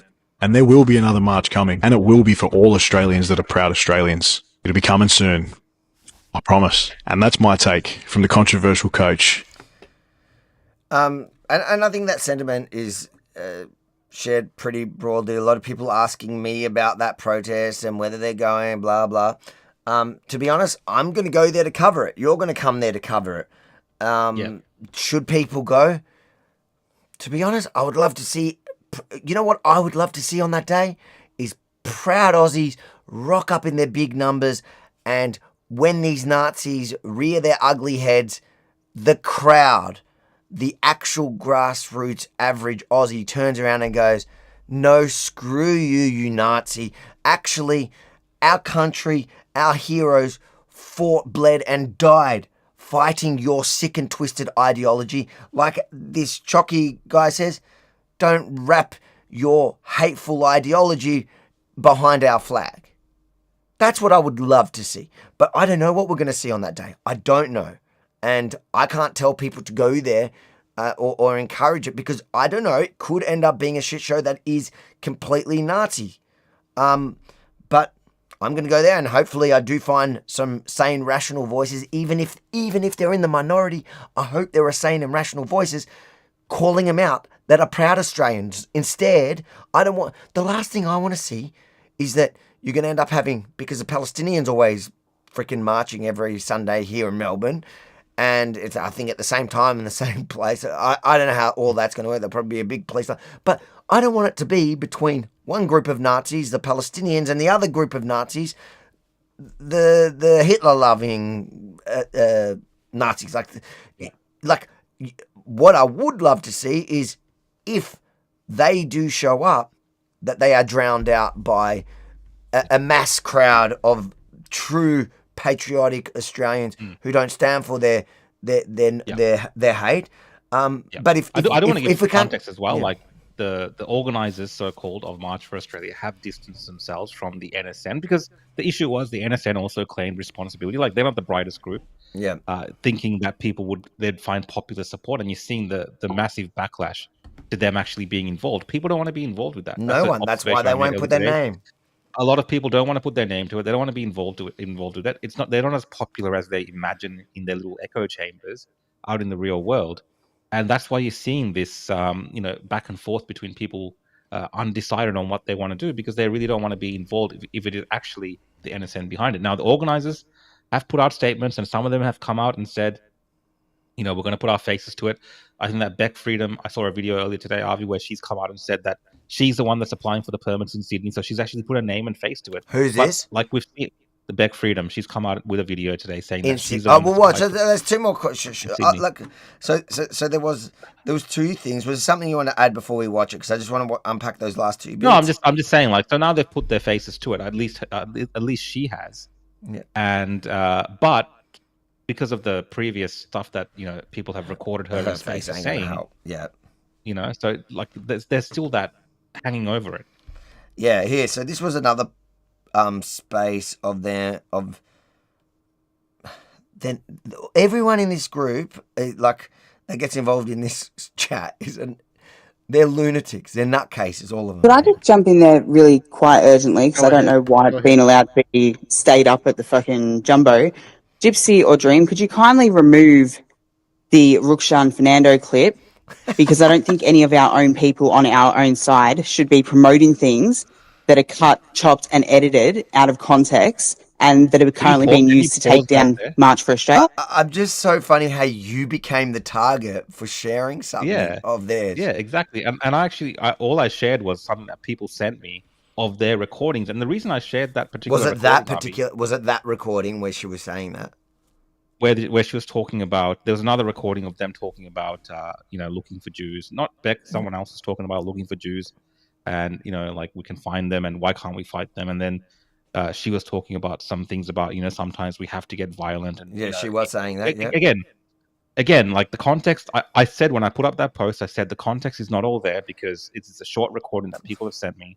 But I was concerned enough to put it out there because the content of what they were saying sounded very serious and quite hostile towards different members of the public. I don't think there is any context. You can't complain about context. When you say sometimes violence is justified in these protests, they're just like, there literally is no context. And when you're saying you want to hunt Jews, there's just no context. It doesn't, like, just because you did it in a 3-hour chat. Like, you know how many times you do interviews working in this space and people yap on forever, and the interesting newsworthy bit they say, that's what you use. Like, that's literally what we do all day, and it's not necessarily gotchas or whatever. Like, literally, when I'm doing friendly interviews, you interview someone for 30 minutes. No one wants to watch the 30 minutes because most of it's boring to most people. And look, and this group, beyond any other group, this kind of this side of the ideological political aisle, they take clips out of context for all sorts everything, of things. yeah. When they want to, put conspiracies together. I think this particular group of people were talking about that Cole Davis guy that came, that the black Nazi guy. Yeah. Oh, they were the ones that. They took those Telegram clips out of context, or those Telegram chats, apparently those fake ones, and they took the videos out of context. It wasn't the full 4 hour, full 4 hour stream. It was like little clips that they were sharing. So they more than anyone should know that this is what happens. Like, you end up with little short clips online, and that when they're speaking in a space, as much as they think it's a private setting, it's actually a public space on X. There's all these other people out there recording these spaces. Yeah, that's a good point, actually, that you say that they're literally the kings of that. So if somebody could please kindly remove that from the jumbo, great, thank you. Anyone else on our side? It's not censorship, mate. It's the fact that we are fighting for something that is very important in Australia. Do you know what, Kurt? Go back and just whatever. I'm not dealing with you, all right? There's a reason why you are blocked, all right? And maybe if you were in my position right now, you would understand, Lord Albert, you shut your mouth too, all right? I'm not dealing with this shit. I've got enough to deal with. I've got media to deal with and everything else. There's a lot of pressure right now. Let's just hear her out. Don't give her a shit for just appearing. No, I'm laughing. The emojis can be in good fun, yeah, but right at the moment, I'm laughing at Kurt back. Don't She's worry. a little bit tender. We can understand why. Just Hey, I love how this guy's their rational guy. He's an absolute cooker. I'll never forget that day I met him in your studio. I met him in your old studio when he tried to present himself as someone normal, and he's completely cooked. This whole group is cooked, and this is their lead normal guy. And I like how she says she's not trying to censor anything when she's literally telling him to delete something that shows that she's cooked. Like, what? Yeah, some people asking who the girl is. That's Beck Friedan. So That's she's the one that's taken responsibility for organising the Sydney march. Only once it blew up in her face. And the thing is, I don't think that that's helpful for the actual rally anymore, because if anything, if she actually cared for the rally, she would have gone after that fat guy's go, I have nothing to do with this. Keep my name away from it. It's a bit like the National Socialists. Like, no one wants to be associated. Now that you've put your name to it, I see a lot of people on the internet going, I ain't going there. I've had 4 weeks off. Just, mate. I've had 4 weeks off, and I've gone from Edward Norton with a Nazi symbol on my chest to being redeemed because I got raped in jail, all right? Okay, cool. All I will say is, if anyone on the right is promoting this material, that yes, it is all stuff that I've said, and I'm going to be addressing it probably tomorrow. But if anyone on the right is promoting that material that is being used to discredit the march, knowing who put them out and why, and cutting and editing, taking things out of context, Wait, is she talking about you? People who put it out and why? No, this is the thing, right? That recording that was sent to me, that was like weeks before there was any idea about a march like this. So I put that out a lot earlier. But I think somehow people have found these clips now going into the history, and then they've put their own spins on it or whatever, right? That's what she's talking about. I'm sorry, but I've got to ask you, whose side are you on? If it's obviously not the Australian people's side, because you wouldn't be sharing content that is clearly freaking out of context, a 4 hour long space, a 4-minute clip that literally starts and ends mid-sentence. I'm sorry, but you wouldn't be sharing that stuff. So, Kurt, pick a freaking side, mate, because I'm on the side of the Australian people, and obviously you're not if you're sharing that stuff around. Why didn't you put the entire 4 hours on Roxanne? It sounded riveting. I was not sent 4 hours, and I would not listen to 4 hours of that. So I love how she's so angry that she got caught out, and she's like, "Say it's for the Australian people." It's like, dude, but when you say Australian, you just mean white Australian. Like, that's it. Well, who would be so arrogant to Where is assume it? that they I can can't even judge? find where it Who is. can be so arrogant to assume they can judge what side I'm on based off your vast knowledge or lack thereof of anything to do with Australian history or political discourse. And then your first step is to censor. Like, do you even hear yourself right now? Kurt, I'm not doing this with you. I'm going to pop down because I've got the media watch me, and I'm not going to get trapped into some little game with you. So, thanks, guys. I'm going to hop down. I'll be back up when there's not people even know who it in this conversation that are just trying to cause trouble. So, thanks, guys. My Netflix, watch this stuff. What is it? Delusions of grandeur? I think I got to cancel my Netflix, Avi, and just get a subscription to Spaces. Bro, this stuff is like tune in. This stuff is so entertaining. I don't know if anyone else is as entertained as I am, but this is entertaining. Anyways, watch another minute and then we'll go to the last just let me say to you then. So once that clip was posted, all we did observe, and I definitely said it, for anyone impartial that listened to that, they'd know it was taken out of context. And to walk away thinking that what that was all of these people getting together publicly to determine when and where they were going to go and exterminate Jews is just nonsense. And so for people to make that great leap in interpretation of even that snippet, even if it was misinterpreted out of context, whatever it may be. What? We should listen to that clip. I sent it to you. Oh, did you? I don't think we've played that clip, so let's listen to that clip. This people the full context. This is the clip you're saying is the. This was on August. This was shared on August the 2nd by me. This is long before that because someone said to me, saying, "Hey, listen to what these people are saying. I feel like these people are becoming radicalized. I'm a bit worried. What do you think?" And then I just put it out there saying, "Look, this is concerning to me. Listen to this stuff that these people are saying. Does anyone have the full context?" So I even considered. I'd love. I hear it even in the right wing where they say, "Look, you just can't talk about the fucking Jews. You can't do that. It's so forbidden." Blah blah blah. It's not even them you're fighting. You're not going to be fighting any Jews on the street. It's fucking Muslims and Lebanese and blah blah blah blah.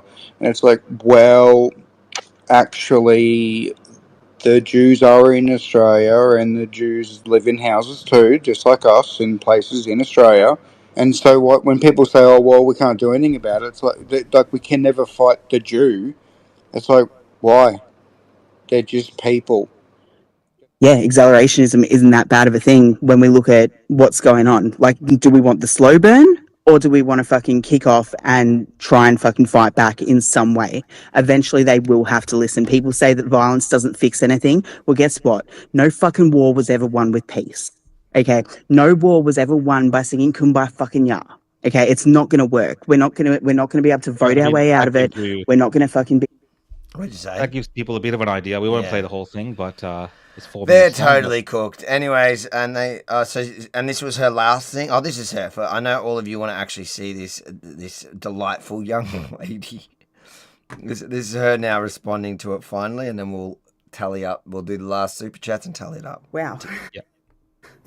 What an eventful just over a week it's been. So there's a lot of controversy going on about March for Australia.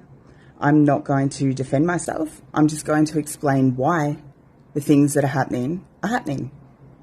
So as most of you know by now, on the 6th of August, I started promoting an event. How did I come into awareness of this event?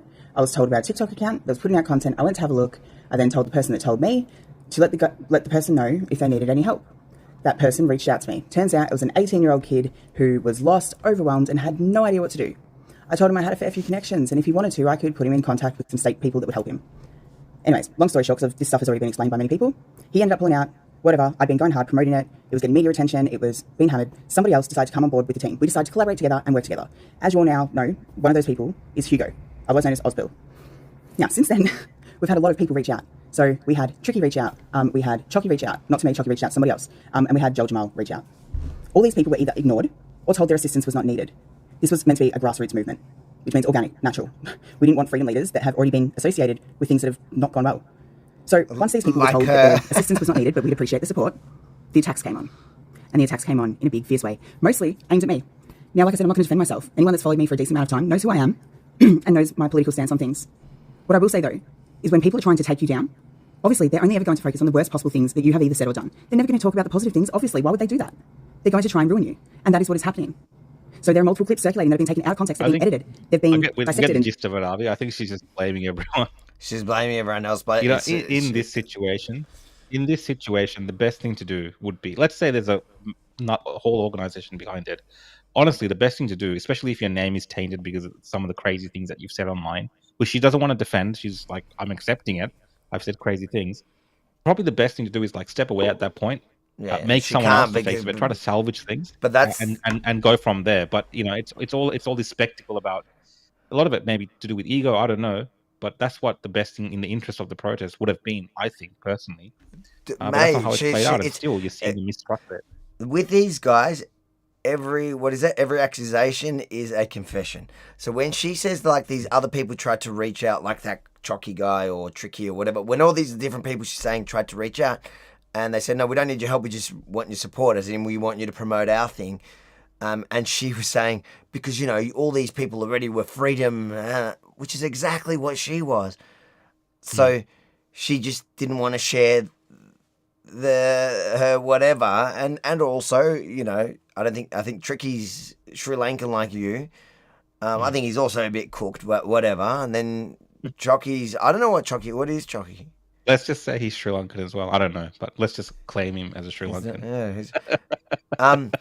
Look, yeah, that's right. And I think what happened, Avi, honestly, this is my honest opinion, because at the very start of this, I put up a post saying that I'm looking forward to going, and I was smashed with a lot of like, you know, racial attacks about this is only for white people. And then I listened to some of these spaces that these guys were in, and they were in a roundabout way. This is how they were talking. So when different people approached it, I think they were worried that they wouldn't be able to get their white Australia message out in the way that they want to, because then these other people are coming. Like Chocky said in that video, he's not for racism. This is about Australia. This is about all Australians coming out. I agree with a lot what of he people, said, a lot of normal people out in society. This is the way they view the world, right? But in this particular echo chamber, they view it in this other manner. And again, I'm not saying, you know, I'm not trying to stop their free speech and whatever people commenting here. No. What do you mean? They're stopping each other's free speech. Did you not listen? Yeah, that's what I mean. But there was there was that clash, right? So there was that clash of different perspectives around it, and this group that started taking control of it at the start didn't want to give that up. Really, didn't want to change the meaning of the march or whatever. They didn't want, like, you know, brown people maybe taking over. Whatever it is, I'm just making. Anyways, we'll be there covering it. We'll be there covering it. We'll be there. We're going to be covering it, yeah, of course. Should you go, well, you shouldn't be supporting her, but if you're going there for the flag, good on you. And if you're going there to tell these anti-everyone but white Aussies, if you're there to tell the Nazis what the Australian flag really represents, then good on you. I hope to catch you there and maybe give you an interview. Okay, let's read these super chats, and then we will count the tally together, and I think I'm going to freaking have to commit to this somehow. All right, first one, John. A worse bloke than me would say Avi is the worst money counter in Judaism. Wear the tutu. So that is actually quite a funny thing, but let's see if I was wrong, because to be honest, we're about to find out if I'm the worst money counter. And my rabbi is not going to be proud of that one. How much is it? $5 that is wear the tutu, so that's not helping me. Shame on you. Shame. All right, next one. This is from Michael. September is Happy White History Month. Is it White History Month? I don't. That's not a thing. I doubt there's a thing. I wouldn't believe you. But we can celebrate it. I'm happy to celebrate White History Month. Yeah, nothing wrong with that. Gap Media, thanks, mate, for the super chat. Would you call me racist wanting immigrants coming to Australia to speak and read English? Yes to Tutu. Would you call me a racist wanting immigrants coming to Australia to speak and read English? No, you're not a racist. You're just a sick and twisted pervert wanting me in a tutu. How about that? Thanks, Media. Thanks for joining in, mate. Do you prefer to be a racist or a sick pervert? That's kind of the direction we're heading in Australia. This is our show is just, it's a symptom reflection of the country of the greater problem. This is from Lisa again. Mr. and Mrs. Average will protect anyone who comes on the 31st of the 8th. Bit disappointment in Chocky, but each to their own. Maybe he could wear no tutu. I see. Okay, I see no tutu. So is that a no tutu? Yeah, that's to the no. That's to the no.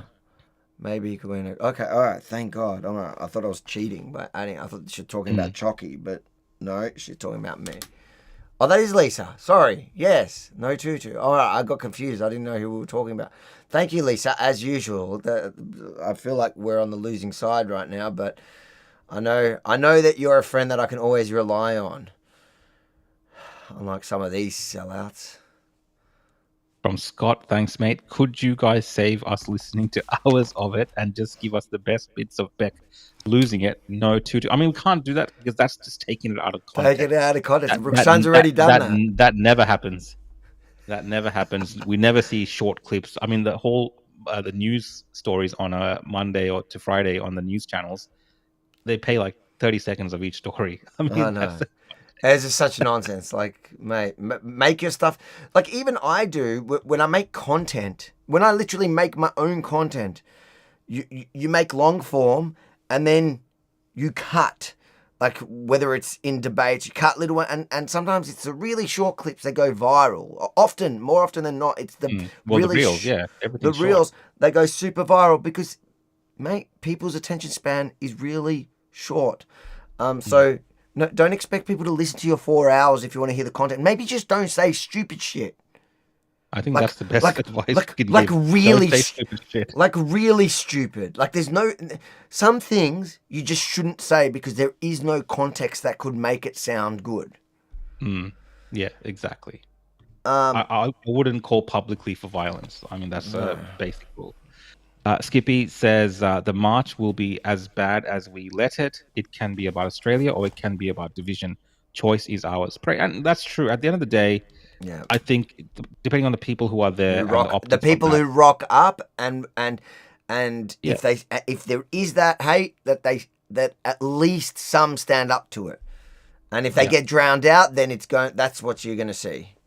Yeah, I mean it's unfortunate that all of this has happened, but I don't want to dissuade people like you have been saying as well, Avi. Like you don't want to dissuade people. It's not about that. It's about just people being aware of what's going on. Think about what happened at the rally that those exact guys hate. The ones that they were crying about for a week and a half.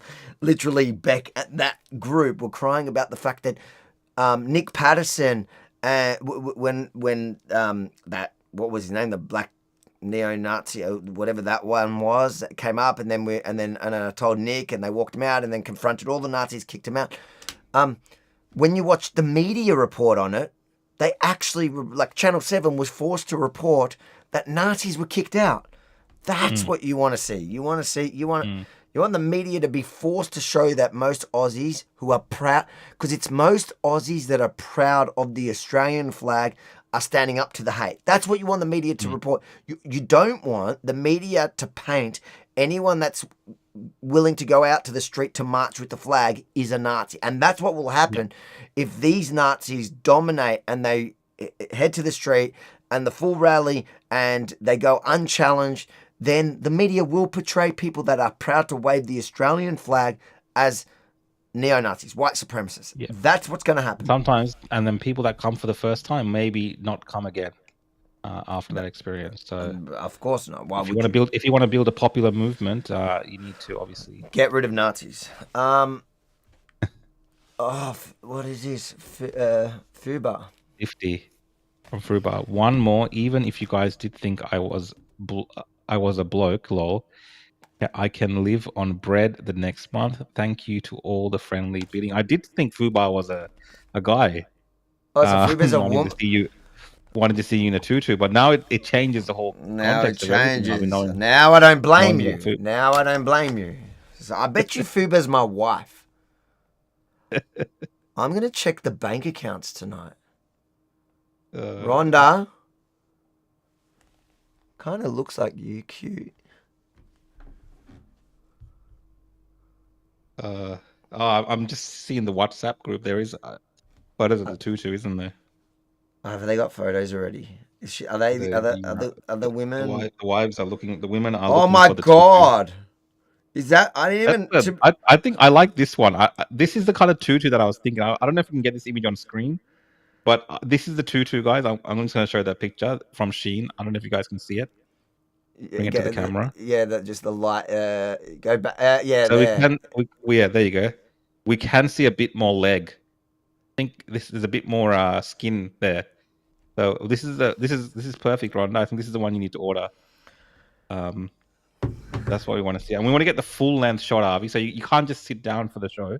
You got to start with a catwalk from the back of the wall there to your seat, and you got to do that a few times throughout the show when you were in the tutu, just to kind of make people's money's worth. Because someone saved me from this shit. You want to entertain people. They've paid good money for this, and we have to give them their money's value for their I'm hard-earned still cash. hoping that the no's win, although all right, we'll count it. We'll finish these super chats, then we'll count it together and give people a minute to save me. This is from John. Thanks, mate. We are one, but we are many. We are Australian. Yeah, and that's overwhelmingly a popular message. That is the popular message. Even in those COVID protests that she loved to try hijack, that song was played so often. What happened to that sentiment? That was a unifying moment, of course. And had people from all backgrounds fighting against government tyranny. Isn't it funny though? She's gone now to the white. Bad's the dark horse for Team Abby and the tutu.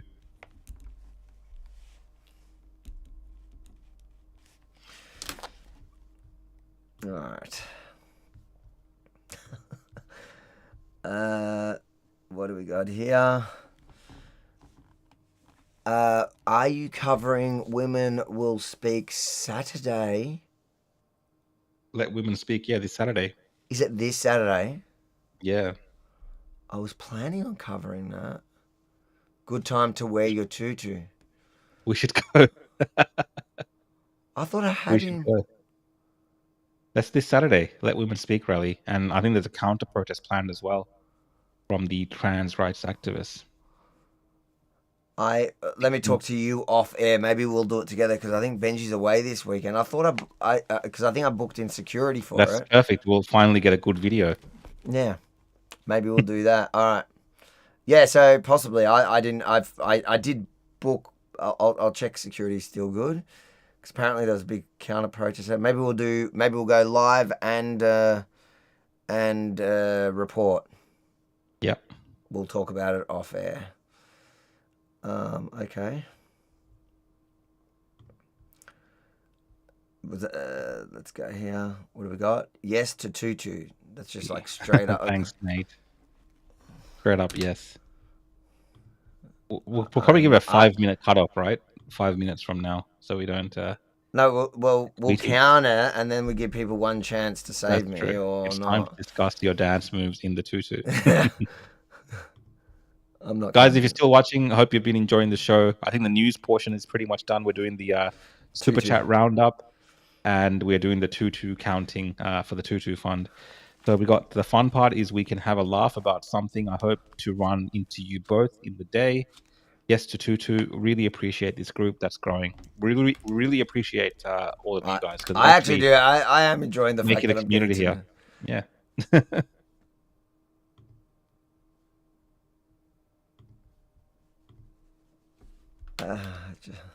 Abby, just to clarify, it's the whole outfit, not wearing a t-shirt with a skirt. Yeah, we need the top as well.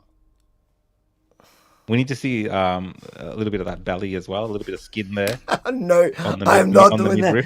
I am not my 30-year-old self anymore. There is a lot of Jamisons and beers that goes into this belly.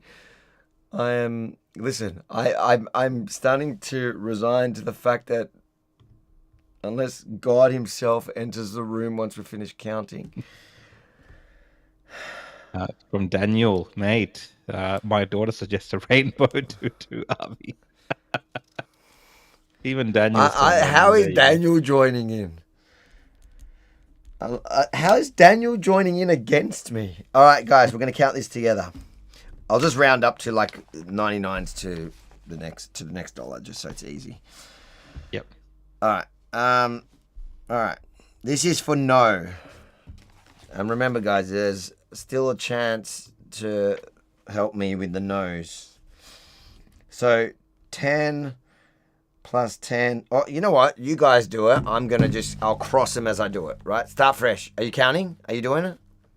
Me? Yeah, you got to be one of them because I need, and then the comments can just make sure you got it right. Somebody fact check it. Right. I'm really bad with this. All right, leave me a second. Okay, let's go. Because I'm just going to cross them as I go so that I know I counted it. Yep. 10. 10. Yep. 10. Yep. 100. Yep. 3. Yep. 200. Yep. 15. Yep. 100. Yep. 10. Yep. 50. Yep. And 2 5s are 10. Another 10? Yeah, after the 50, one more 10. Yep. What's that number? Wait, can we start again from the top? I stuffed that up. No. I'm joking. That's 518. 518. Yeah, that sounds Someone's right. like playing bingo, yeah. Feels like that. 518. Okay. Oh, damn, there's another yes to Tutu. To tuck or not to tuck is the question. $2. So that's another 2. You guys are mean, but thank you for the super chats. I'm wondering how my boss Ezra is gonna react to the fact that this is how we're raising out. We're literally pimping me out on the show. Love the show, guys. Yes to the Tutu. Tanya, thank you for the super chat, but no thanks for your vote. We got to get one embarrassing one for you then. This is so unfair. All right, ready? Yeah. 8. 15. Yep. 6. Yep. 31. Yep. 31. Yep. 5. Yep. 100. Yep. 15. Yep. 5. Yep. 100. Yep. 10. Yeah. 5. Yep. 31. Yeah. 15. Yep. 150. 150. Wow. You ready? Is that it? No. I'm ready. 80. Yep. 27. Yeah. 3. Yep. 31. Yep. 3. Yep. 10. Far out. Okay, let's keep going. Yep. 50. Yep. 31. Yep. 25. Yep. 8. Yep. 5. Yep. 5. Yep. Okay.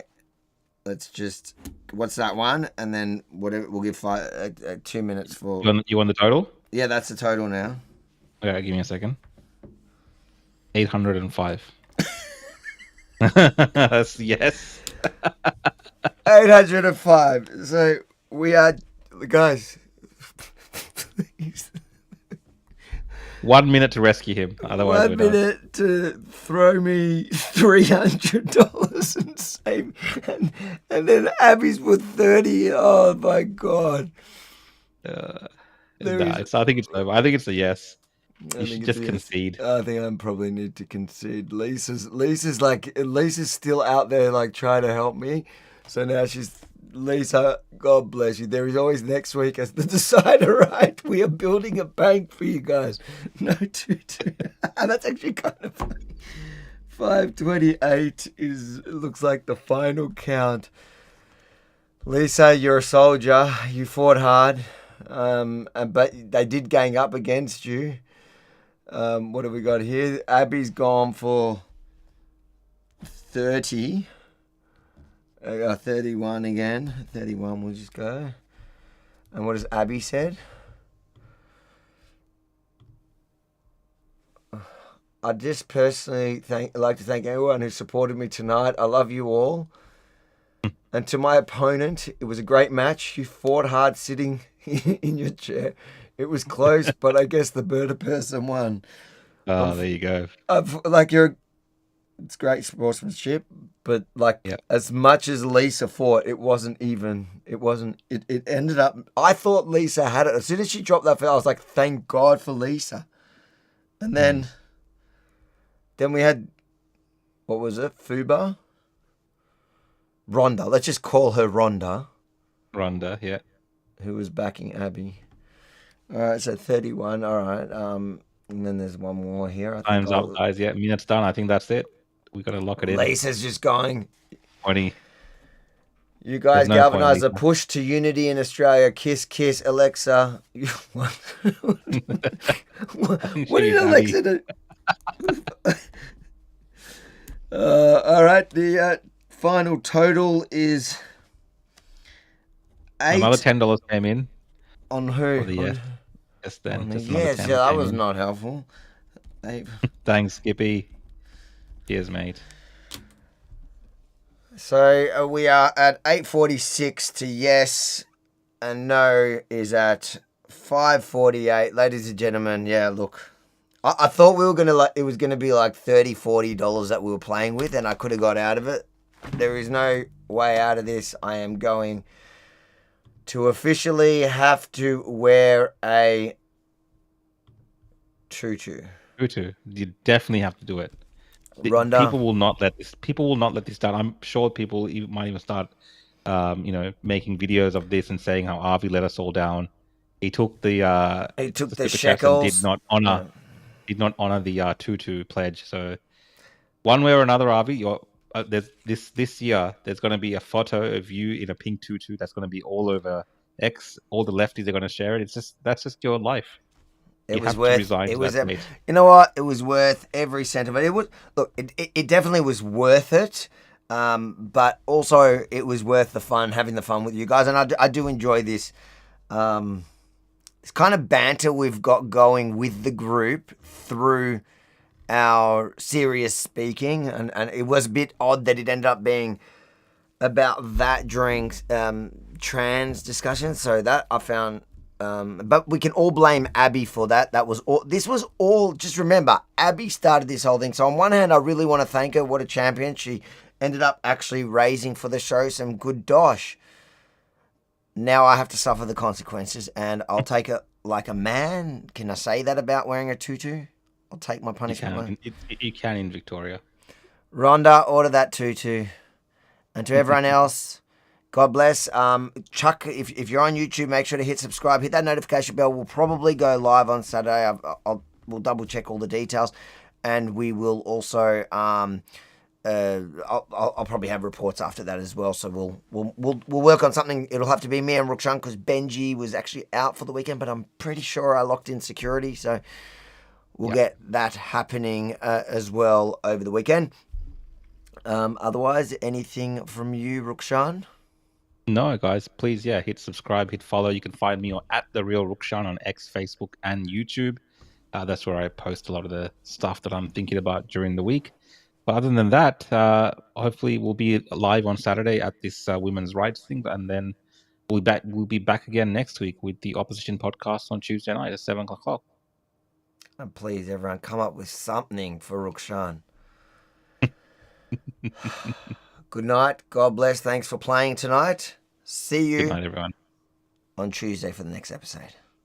In a pink tutu, Avi. Hopefully it comes here by then. Just get it done early. Just get out of the way.